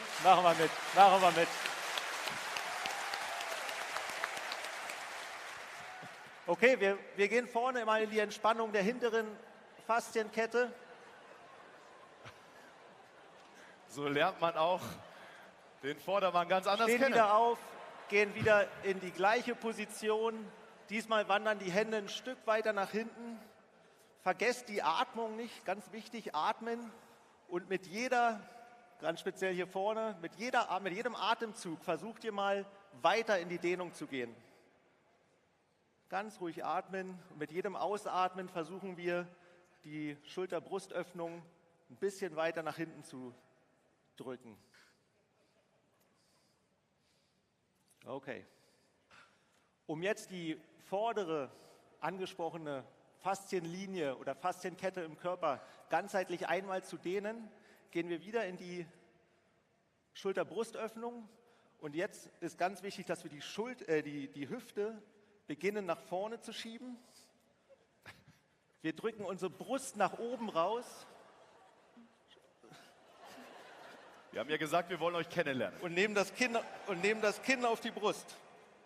Hüfte raus, Brust nach oben zur Decke, Kinn auf die Brust. Jetzt haben wir eine Dehnung in der gesamten Körpervorderseite. Und genau das Gleiche. Wir nehmen jetzt mal eine Hand aus dem Lanyard raus.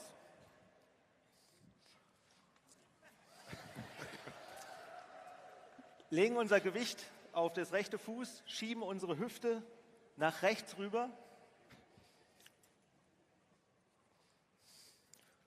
Nehmen das Lanyard in die rechte Hand, und gehen und dehnen unsere laterale, seitliche Faszienkette im Körper einmal nach links, rechter Fuß, Gewicht, rechte Hüfte nach außen, den Arm drüber. Und jetzt können wir mit Hilfe des Lanyards noch ein bisschen die Dehnung intensivieren, indem wir unten an dem Band nach unten ziehen.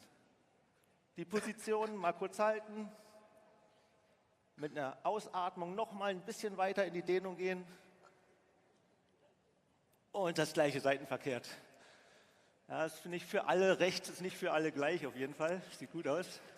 Wir machen jetzt wieder andere Seite. Linke Fuß, Gewicht, Hüfte nach links raus. Band in die linke Hand. Die linke Hand wandert über den Kopf. Und die rechte Hand kann wieder die Dehnung mit dem Band verstärken und nach unten ziehen. Laterale Faszienkette, super gute Übung. Zum Abschluss noch eine für auch eine ganz wichtige Faszienkette, das ist die hintere, die zieht sich tatsächlich von unserer Fußsohle, also unter unseren Füßen, bis hoch vorne in den Kopf. Das heißt, häufig kann es sein, dass Kopfschmerzen durch Unstimmigkeiten, durch ein Ungleichgewicht in der Spannung der hinteren Faszienkette tatsächlich verursacht wird. Und da gibt es eine ganz coole Übung, die machst du jetzt mal mit. Wir gehen durch das Band durch, platzieren das Trainyard hinter unseren Kniekehlen und sind leicht in den Knien.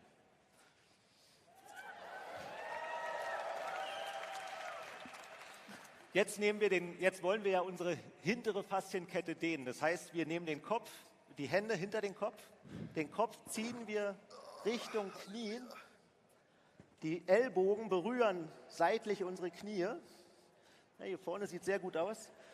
Und wir drücken unseren Rücken richtig nach oben, dass wir so einen Katzenbuckel machen. Und als letzten Step, während ihr die Atmung nicht vergessen solltet, drückt ihr die Beine durch. Das heißt, ihr versucht in dieser Position die Beine durchzustrecken, die Ellbogen an den Knien zu halten. Und ich glaube, hier spürt jeder eine gute Dehnung in der gesamten hinteren Faszienkette, dem gesamten hinteren Körper, Rücken, Beine. Genau, das war jetzt eine kleine Auswahl.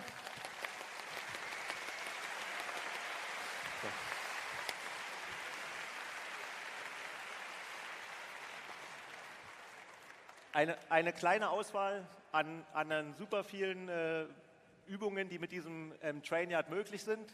Ich freue mich nachher auf viele Gespräche mit euch an unserem Stand oben und wünsche euch noch einen super Tag heute hier im Olympiapark. Vielen Dank.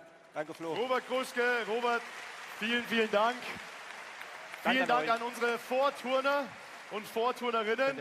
Top Job. Ihr dürft es behalten direkt und gerne wieder auf eure Plätze zurück. Frei, hier, da, Richtung Baum bitte.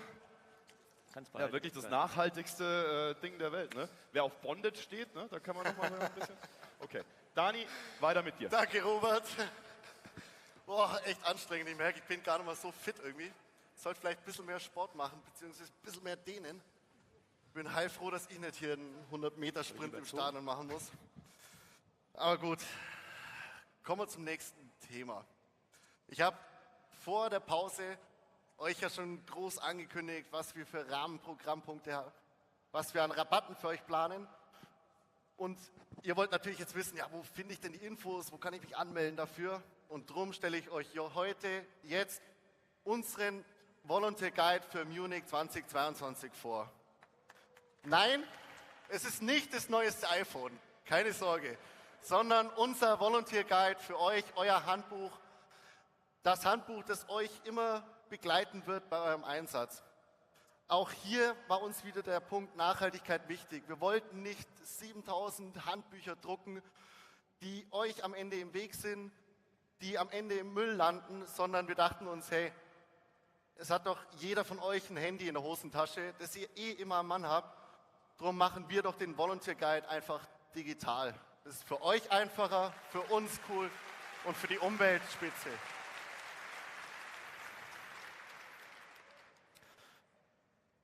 Ihr habt den immer in der Hosentasche, wir können ihn aktualisieren, wir können immer Änderungen im Zeitplan einfach in diesem Online-Guide anpassen und das macht es für uns alle leichter. Aber welche Informationen findet ihr denn jetzt in diesem Volunteer Guide alles? Wir haben den so aufgebaut, dass ihr wirklich eigentlich auf jede Frage dort eine Antwort findet. Zum einen ist dort euer persönliches Volunteer-Profil verlinkt, da wo ihr euch registriert habt. Ihr könnt draufklicken, euch kurz anmelden, dann findet ihr einfach die Einsatztage, die Schichtzeiten. Ihr könnt uns darüber Nachrichten schreiben und habt alles beisammen. Ich habe es auch schon angekündigt, das Thema Unterkünfte, Schulunterkünfte, die könnt ihr einfach über diesen Guide sehen. Ihr seht, welche Schulturnhallen das sind. Ihr könnt dort sehen, was noch frei ist. Kurzes Formular ausfüllen, alle Infos eingeben und euch direkt für eine Halle einbuchen. Ihr findet dort die Informationen zum Rahmenprogramm, wann welche Laufgruppe stattfinden soll, wann Tanzkurs stattfindet. Und ihr findet dort vor allem auch die ganzen Rabattaktionen, die wir für euch organisiert haben. Zudem ist für euch natürlich auch immer wichtig, die speziellen Informationen zu eurem Einsatz. Da haben wir auch gelistet, was braucht ihr für den Einsatz? Wie läuft es nochmal ab mit der Akkreditierung? Wie war das? Wo kann ich es abholen? Wann ist das Main Accreditation Center geöffnet? Was brauche ich, um die Akkreditierung abzuholen? Das nur mal, um ein Thema zu nennen. Aber auch ansonsten sind für alle Fragen dort die Antworten zu finden. Uns ist natürlich auch bewusst, dass ihr nicht alle an einer Venue im Einsatz seid, sondern quer verteilt in ganz München. Gerade das ist ja auch dieses Besondere an den European Championships hier in München, dass wir die ganze Stadt mit einbezogen haben.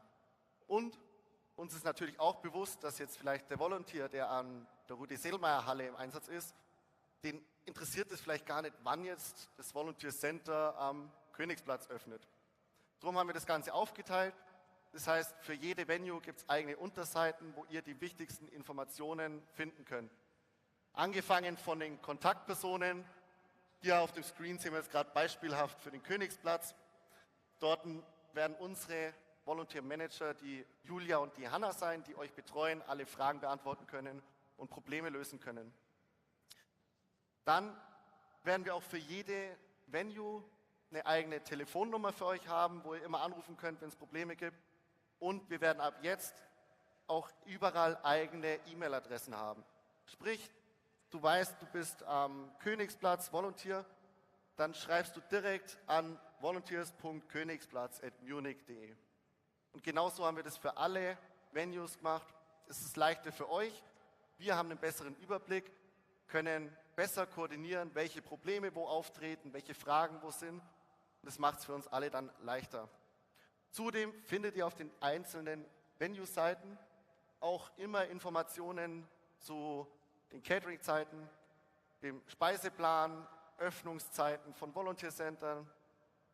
Ihr findet auch die Adresse des Volunteer-Centers dort. Ihr könnt die aktuellen Wettkampfzeiten anschauen. Also wirklich möglichst alle Informationen, die ihr braucht für euren Einsatz, für einen reibungslosen Ablauf hier in München, findet ihr dort. Da hier sehr viele Informationen in diesem Guide sind und ihr vielleicht nicht jeden Tag dann immer in der Liste schauen wollt, okay, wann ist jetzt das Volunteer Center heute offen oder was gibt es zum Essen, wollten wir nochmal einen Schritt weitergehen und es euch noch leichter machen, alle Informationen gesammelt zu haben. Und darum haben wir auf diesem Volunteer Guide einen Newsblog eingerichtet, wo ihr jeden Tag immer die aktuellsten Nachrichten seht. Angefangen vom täglichen Rahmenprogramm. Wir werden in der Früh immer reinschreiben, heute Abend 16, 17 Uhr ist die Laufgruppe. Ihr findet dort auch immer direkt in der Früh die jeweiligen Öffnungszeiten, Catering-Zeiten an den einzelnen Venues. Und ihr findet dort auch immer die aktuelle Auslastung bezüglich eurer Freitickets. Sprich, ihr seid gerade im Olympiapark im Einsatz und wollt aber vielleicht an den Königsplatz raus und euch da Wettkämpfe anschauen, dann könnt ihr dort kurz schauen, okay, wie ist die Auslastung denn heute, wie viele Tickets sind denn für heute frei gewesen und ob eventuell keine Tickets mehr da sind. Sprich, schaut da rein, ihr findet dort alle Informationen, die ihr benötigt. Jetzt ist dieser Newsblog ein Tool, mit dem wir euch alle gleichzeitig erreichen können. Das macht es uns einfach, die Informationen schnell an alle zu verbreiten, aber euch interessiert natürlich auch, wie ihr uns erreicht. Drum ganz kurz mal zu den Kommunikationskanälen, die wir nutzen. Ich habe es gesagt gehabt, für die einzelnen Venues werden wir immer eine eigene Telefonnummer haben. Wenn was ist, könnt ihr dort anrufen. Wir haben für jede Venue eine eigene E-Mail-Adresse, das ist der zweite Kanal, den wir nutzen. Und wir haben den Volunteer Guide. Und jetzt als viertes und neues, für euch noch unbekanntes Kommunikationsmittel haben wir Signal.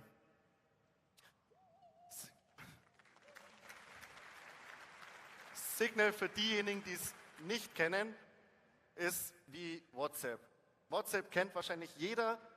Wir haben uns aber für Signal entschieden, weil es einfach vom Datenschutz her noch deutlich sicherer ist. Und wir wollen natürlich, dass eure Daten sicher bleiben.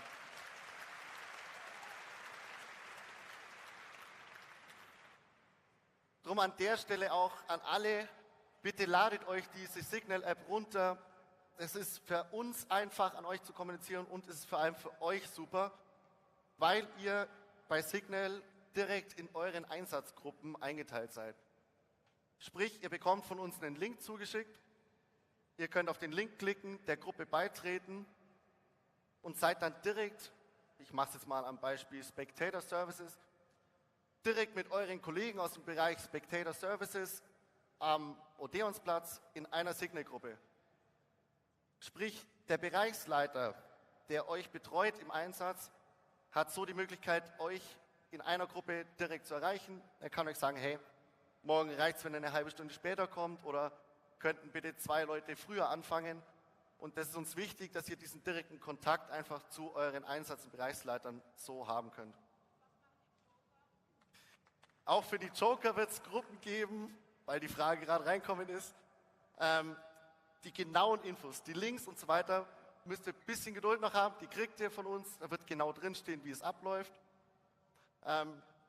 Und diesen Kanal, diesen Signal-Kanal, diese Signal-Gruppen, die wollen wir dann eben on-Event nutzen.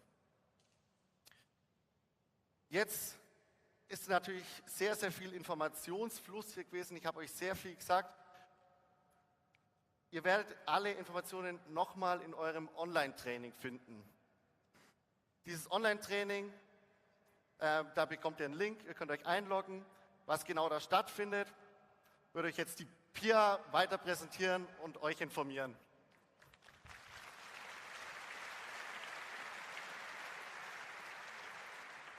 Ja, wir haben ein 3-stufiges Training für euch aufgebaut. Das beinhaltet ein Online-Training, eine digitale Q&A-Session und teilweise auch ein Training vor Ort.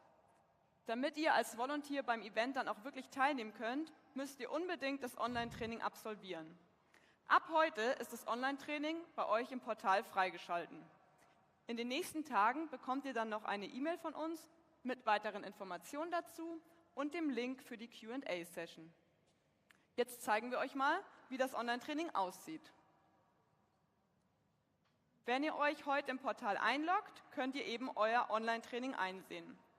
Das ist aber nur möglich, wenn ihr bereits mindestens eine Schicht bestätigt habt. Denn erst dann ist es freigeschalten. Wenn ihr etwas weiter runter scrollt oder auf der linken Seite auf Training klickt, dann seht ihr die Trainingsmodule. Eines unserer wichtigsten Trainingsmodulen ist die Sicherheitseinweisung.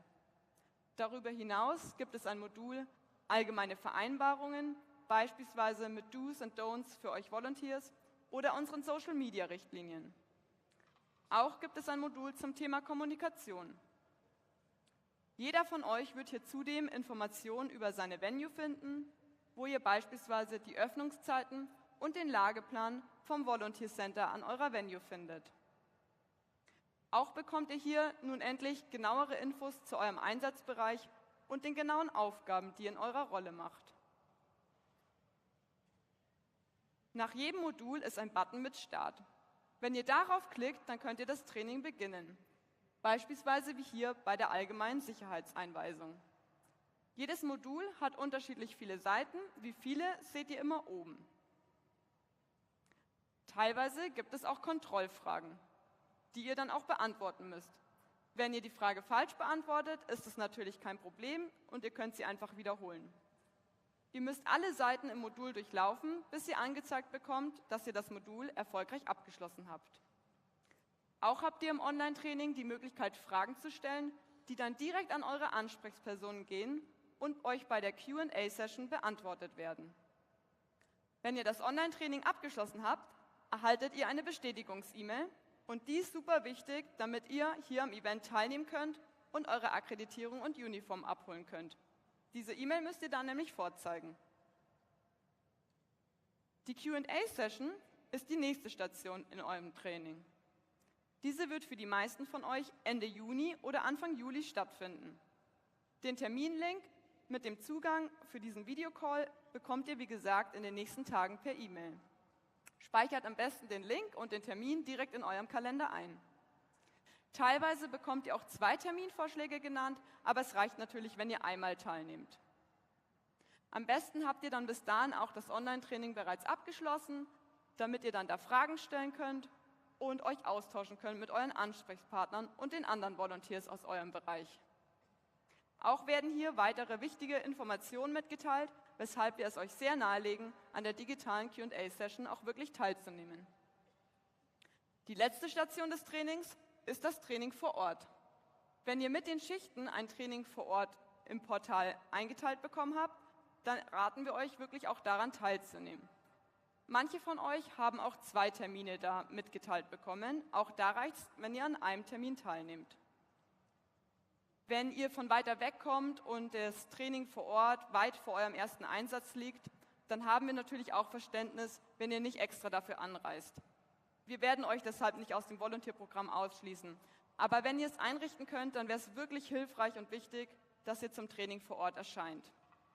Hier erhaltet ihr wichtige Informationen, wo ihr genau eingesetzt seid, ihr lernt eure Ansprechperson kennen und kriegt den genauen Einsatzort gezeigt.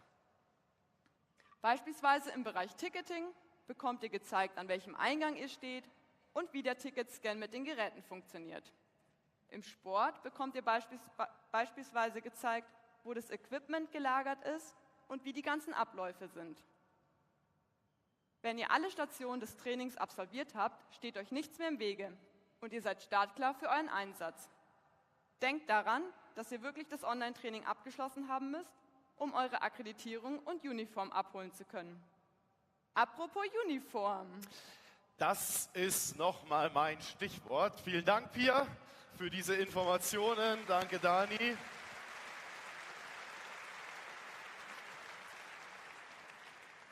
Wir sind nämlich kein FKK-Event. Entsprechend, hat da jemand schade gesagt? Dementsprechend gibt es natürlich eine tolle Ausstattung. Und wir waren alle selber mal irgendwann Volunteers und wir haben uns, glaube ich, dran nochmal zurückerinnert, wie das damals war, was uns gut gefallen hat, was uns nicht so gut gefallen hat. Und wollen euch jetzt eure Uniforms präsentieren. Und da sind sie. In unserem wunderschönen Munich Blue, was natürlich auch für die bayerische Gastfreundschaft steht, was für unseren weiß-blauen Himmel steht und ihr seid natürlich darin dann bestens gekleidet. Wir haben die auch getestet. Es ist wirklich sehr, sehr komfortabel. Jetzt ist es ja so, dass wenn man sowas digital sieht, das ein bisschen schwierig ist. Dementsprechend, DJ, wir bräuchten mal sowas Richtung Berlin, Paris, Fashion Week, so ein bisschen in die Richtung. Ja, so einen leichten Groove. Holen wir mal kurz in die Olympiahalle. Ja, und dann brauche ich einen großen Applaus für Lars und Sevi, unsere Models.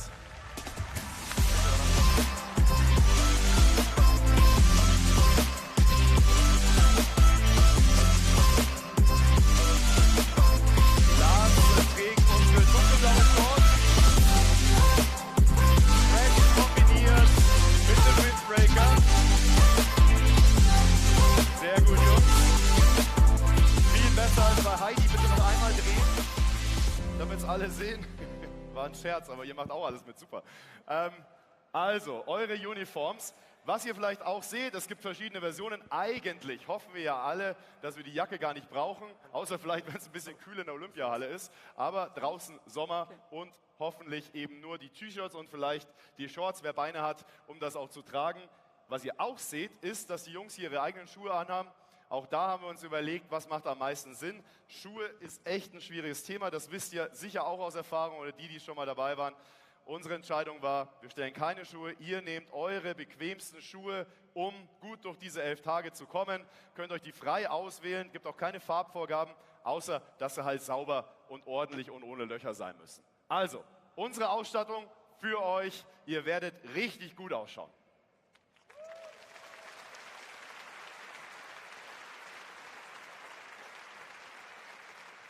Damit ihr auch wisst, es gibt natürlich noch ein paar andere Uniforms. 2 davon haben wir euch hier exemplarisch mal mit drauf gemacht. Also es werden auch viele andere Gruppen unterwegs sein in unseren schicken Outfits, dann teilweise eben mit dem Dark Blue oder bei Broadcast auch in Schwarz. So wie unsere Kameramänner heute auch, zumindest größtenteils. Jetzt, bitte?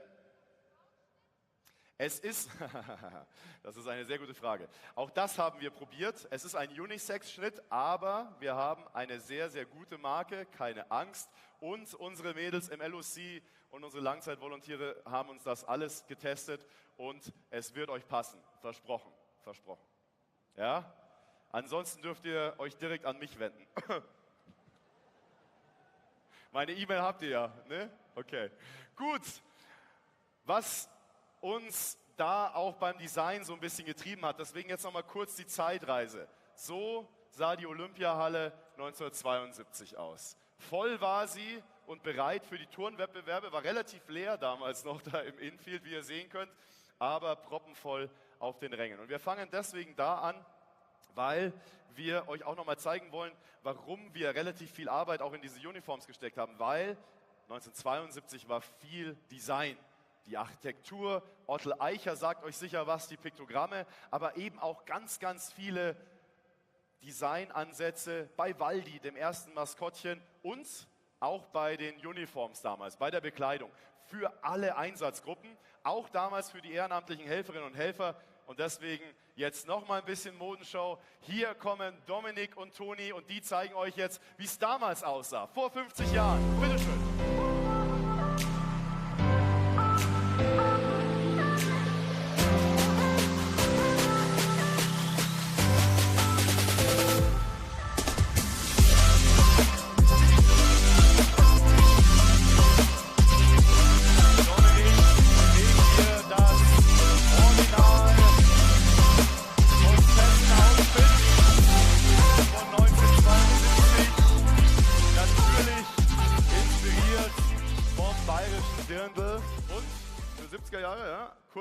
Kurzer Rock damals schon.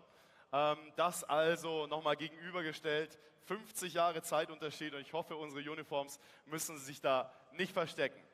Jetzt könnten wir sicher ein bisschen mehr oder ich könnte euch noch mal ein bisschen mehr über 72 erzählen und die Brücke zu 2022 schlagen. Aber es gibt welche, die waren damals live mit dabei und sie werden auch live mit dabei sein im August. Ganz besondere Volunteers, die damals 72 schon geholfen haben und die sich wieder entschlossen haben, 50 Jahre später mitzuhelfen. Wir begrüßen mit einem großen Applaus mal alle Alumnis, die heute hier bei uns dabei sind. Und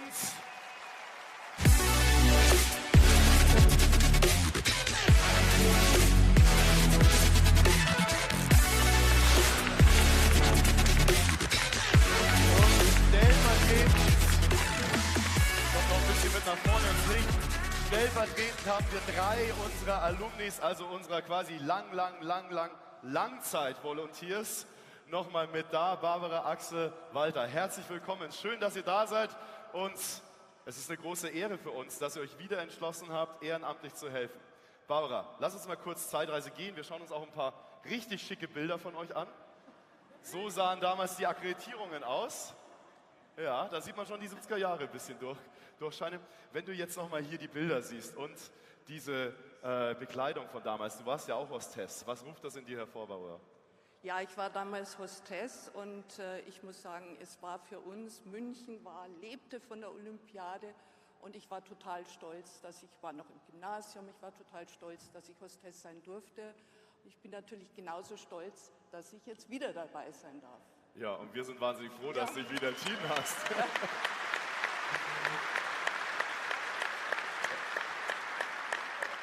Es ist ja wirklich alles andere als selbstverständlich. Axel, wie war das denn damals? Gab es da auch so eine Art Volunteer-Programm? Konnte man sich da bewerben? Online vermutlich noch nicht? Nein. Also erstens mal, glaube ich, sehe ich fast noch so aus wie damals.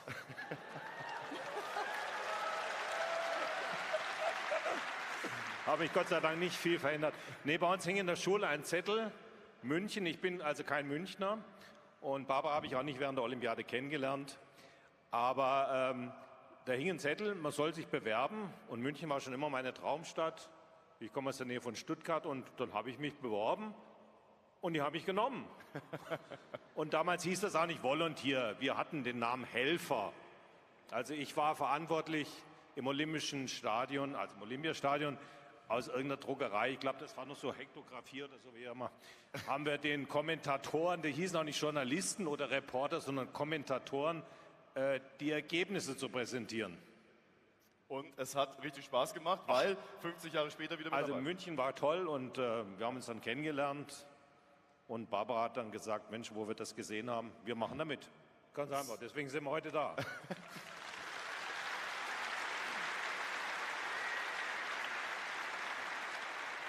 Das heißt, bevor wir zu Walter kommen, es ist schon so ein bisschen was dabei. Die Hostessen haben sich dann letztendlich teilweise Könige geholt oder Prinzen. Also ich habe keinen König kennengelernt, mein Prinz steht hier.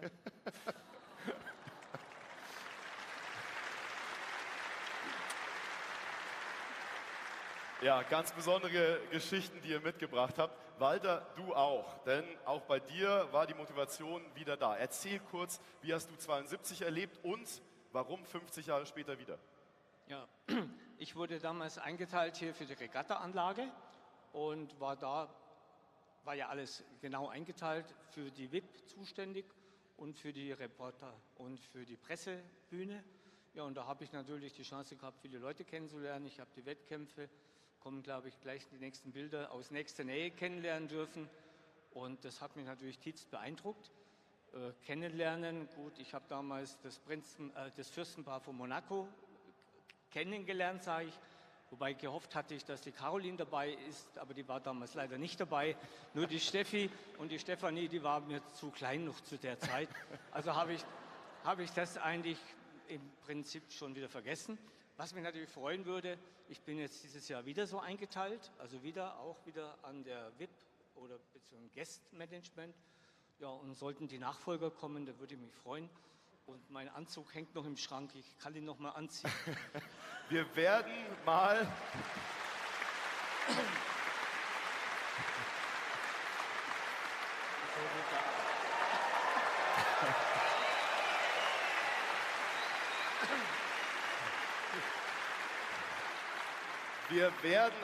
Wir schicken dem Fürsten mal dieses Foto, oder besser der Fürstin in dem Fall vielleicht, ja, genau. Der Charlene, und fragen mal, ob sie kommen will und den Walter kennenlernen will. Ja, warum nicht? Also ja. An mir soll es nicht liegen, ich bin bereit.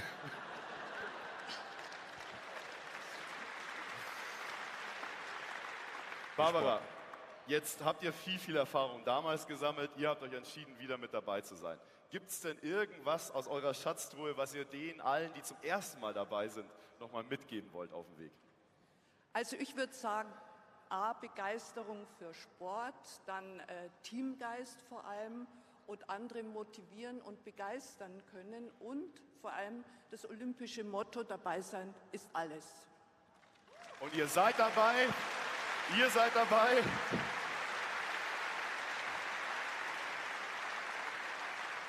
Und wir sind sehr dankbar, dass wir euch haben. Bitte bleibt uns noch kurz erhalten hier bei uns, denn wir sind fast am Ende. Auf der Zielgeraden angekommen, die letzten paar Meter, bevor wir dann endlich uns noch mal richtig kennenlernen können, uns auch noch mal feiern können. Aber es gibt noch ein paar abschließende Informationen, denn noch haben wir ja, ich glaube, 68 Tage, bis es richtig losgeht. Das heißt, die nächsten 2 Monate so grob stehen an und Pia und Dani wissen, was die nächsten 2 Monate noch ansteht. Genau. Wir wollen euch kurz noch mal den Überblick geben, eben wie es jetzt in den nächsten Wochen bis zu eurem ersten Einsatz weitergeht. Wie ihr wisst, ab jetzt ist das Online-Training verfügbar, das ihr auch wirklich durchlaufen müsst, um beim Event teilnehmen zu können. Gefolgt von einer digitalen Q&A-Session, wo ihr nächste Woche eine E-Mail mit den Informationen dazu erhaltet. Ab dem 18. Juli könnt ihr dann hier im Olympiapark eure Akkreditierung und Uniform abholen. Einige von euch haben dann noch das Training vor Ort und dann ist es endlich soweit und euer Einsatz bei München 2022 beginnt.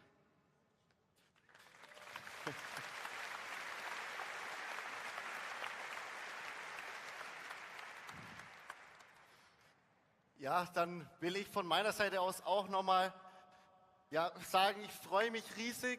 Ich freue mich, dass ihr alle heute kommen seid und ich freue mich vor allem noch viel mehr, wenn ihr dann zu eurem Einsatz hierher kommt.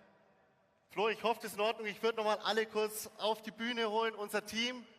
Kommt nochmal her zu mir, schaut euch das Team an, die Volunteers. mit denen wir Munich 22 machen.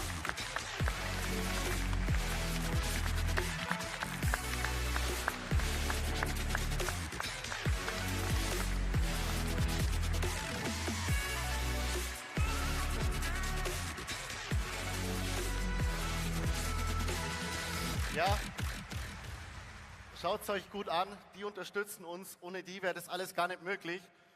Und ich bin heilfroh, dass wir die haben. Wir sind heilfroh, dass wir euch haben. Und Freidi, bist du auch noch irgendwo? Sehen wir dich? Der hat sich versteckt, der ist wahrscheinlich schon im Umlauf oben und wartet da auf euch. Dani, hey, nach den Erfahrungen ist es auch besser, weil sonst dauert es noch mal eine halbe Stunde. Sonst dauert es wieder ewig. Ja, und du wirst Gut, nicht dann fertig. würde ich sagen, machen wir uns auf für das Get Together. Ich freue mich jetzt, euch oben kennenzulernen. Wir haben für euch verschiedene Bestände noch vorbereitet, wo ihr die einzelnen Bereiche kennenlernen könnt, euch in den Bereichen kennenlernen könnt. Und zwar hinter mir auf der Seite werden alle Sportbereiche sein, alle Sports and Competition Volunteers können sich dort treffen an ihren Ständen. Die restlichen von euch finden hier im obersten Umlauf ihren Einsatzbereich, ihr Team. Und an die Spectator Services Volunteers, das ist, glaube ich, heute das größte Team mit knapp 400 Volunteers, die hier in der Halle sind. Ihr kommt bitte einfach vorne an die Tribüne ran, versammelt ihr euch in den ersten Reihen und da könnt ihr dann euren Bereichsleiter kennenlernen. Ansonsten holt euch oben Essen, Getränke, Bratwurst, Bier, geht alles auf unser Kappe und jetzt haben wir Spaß und lernen uns kennen. Ich freue mich drauf.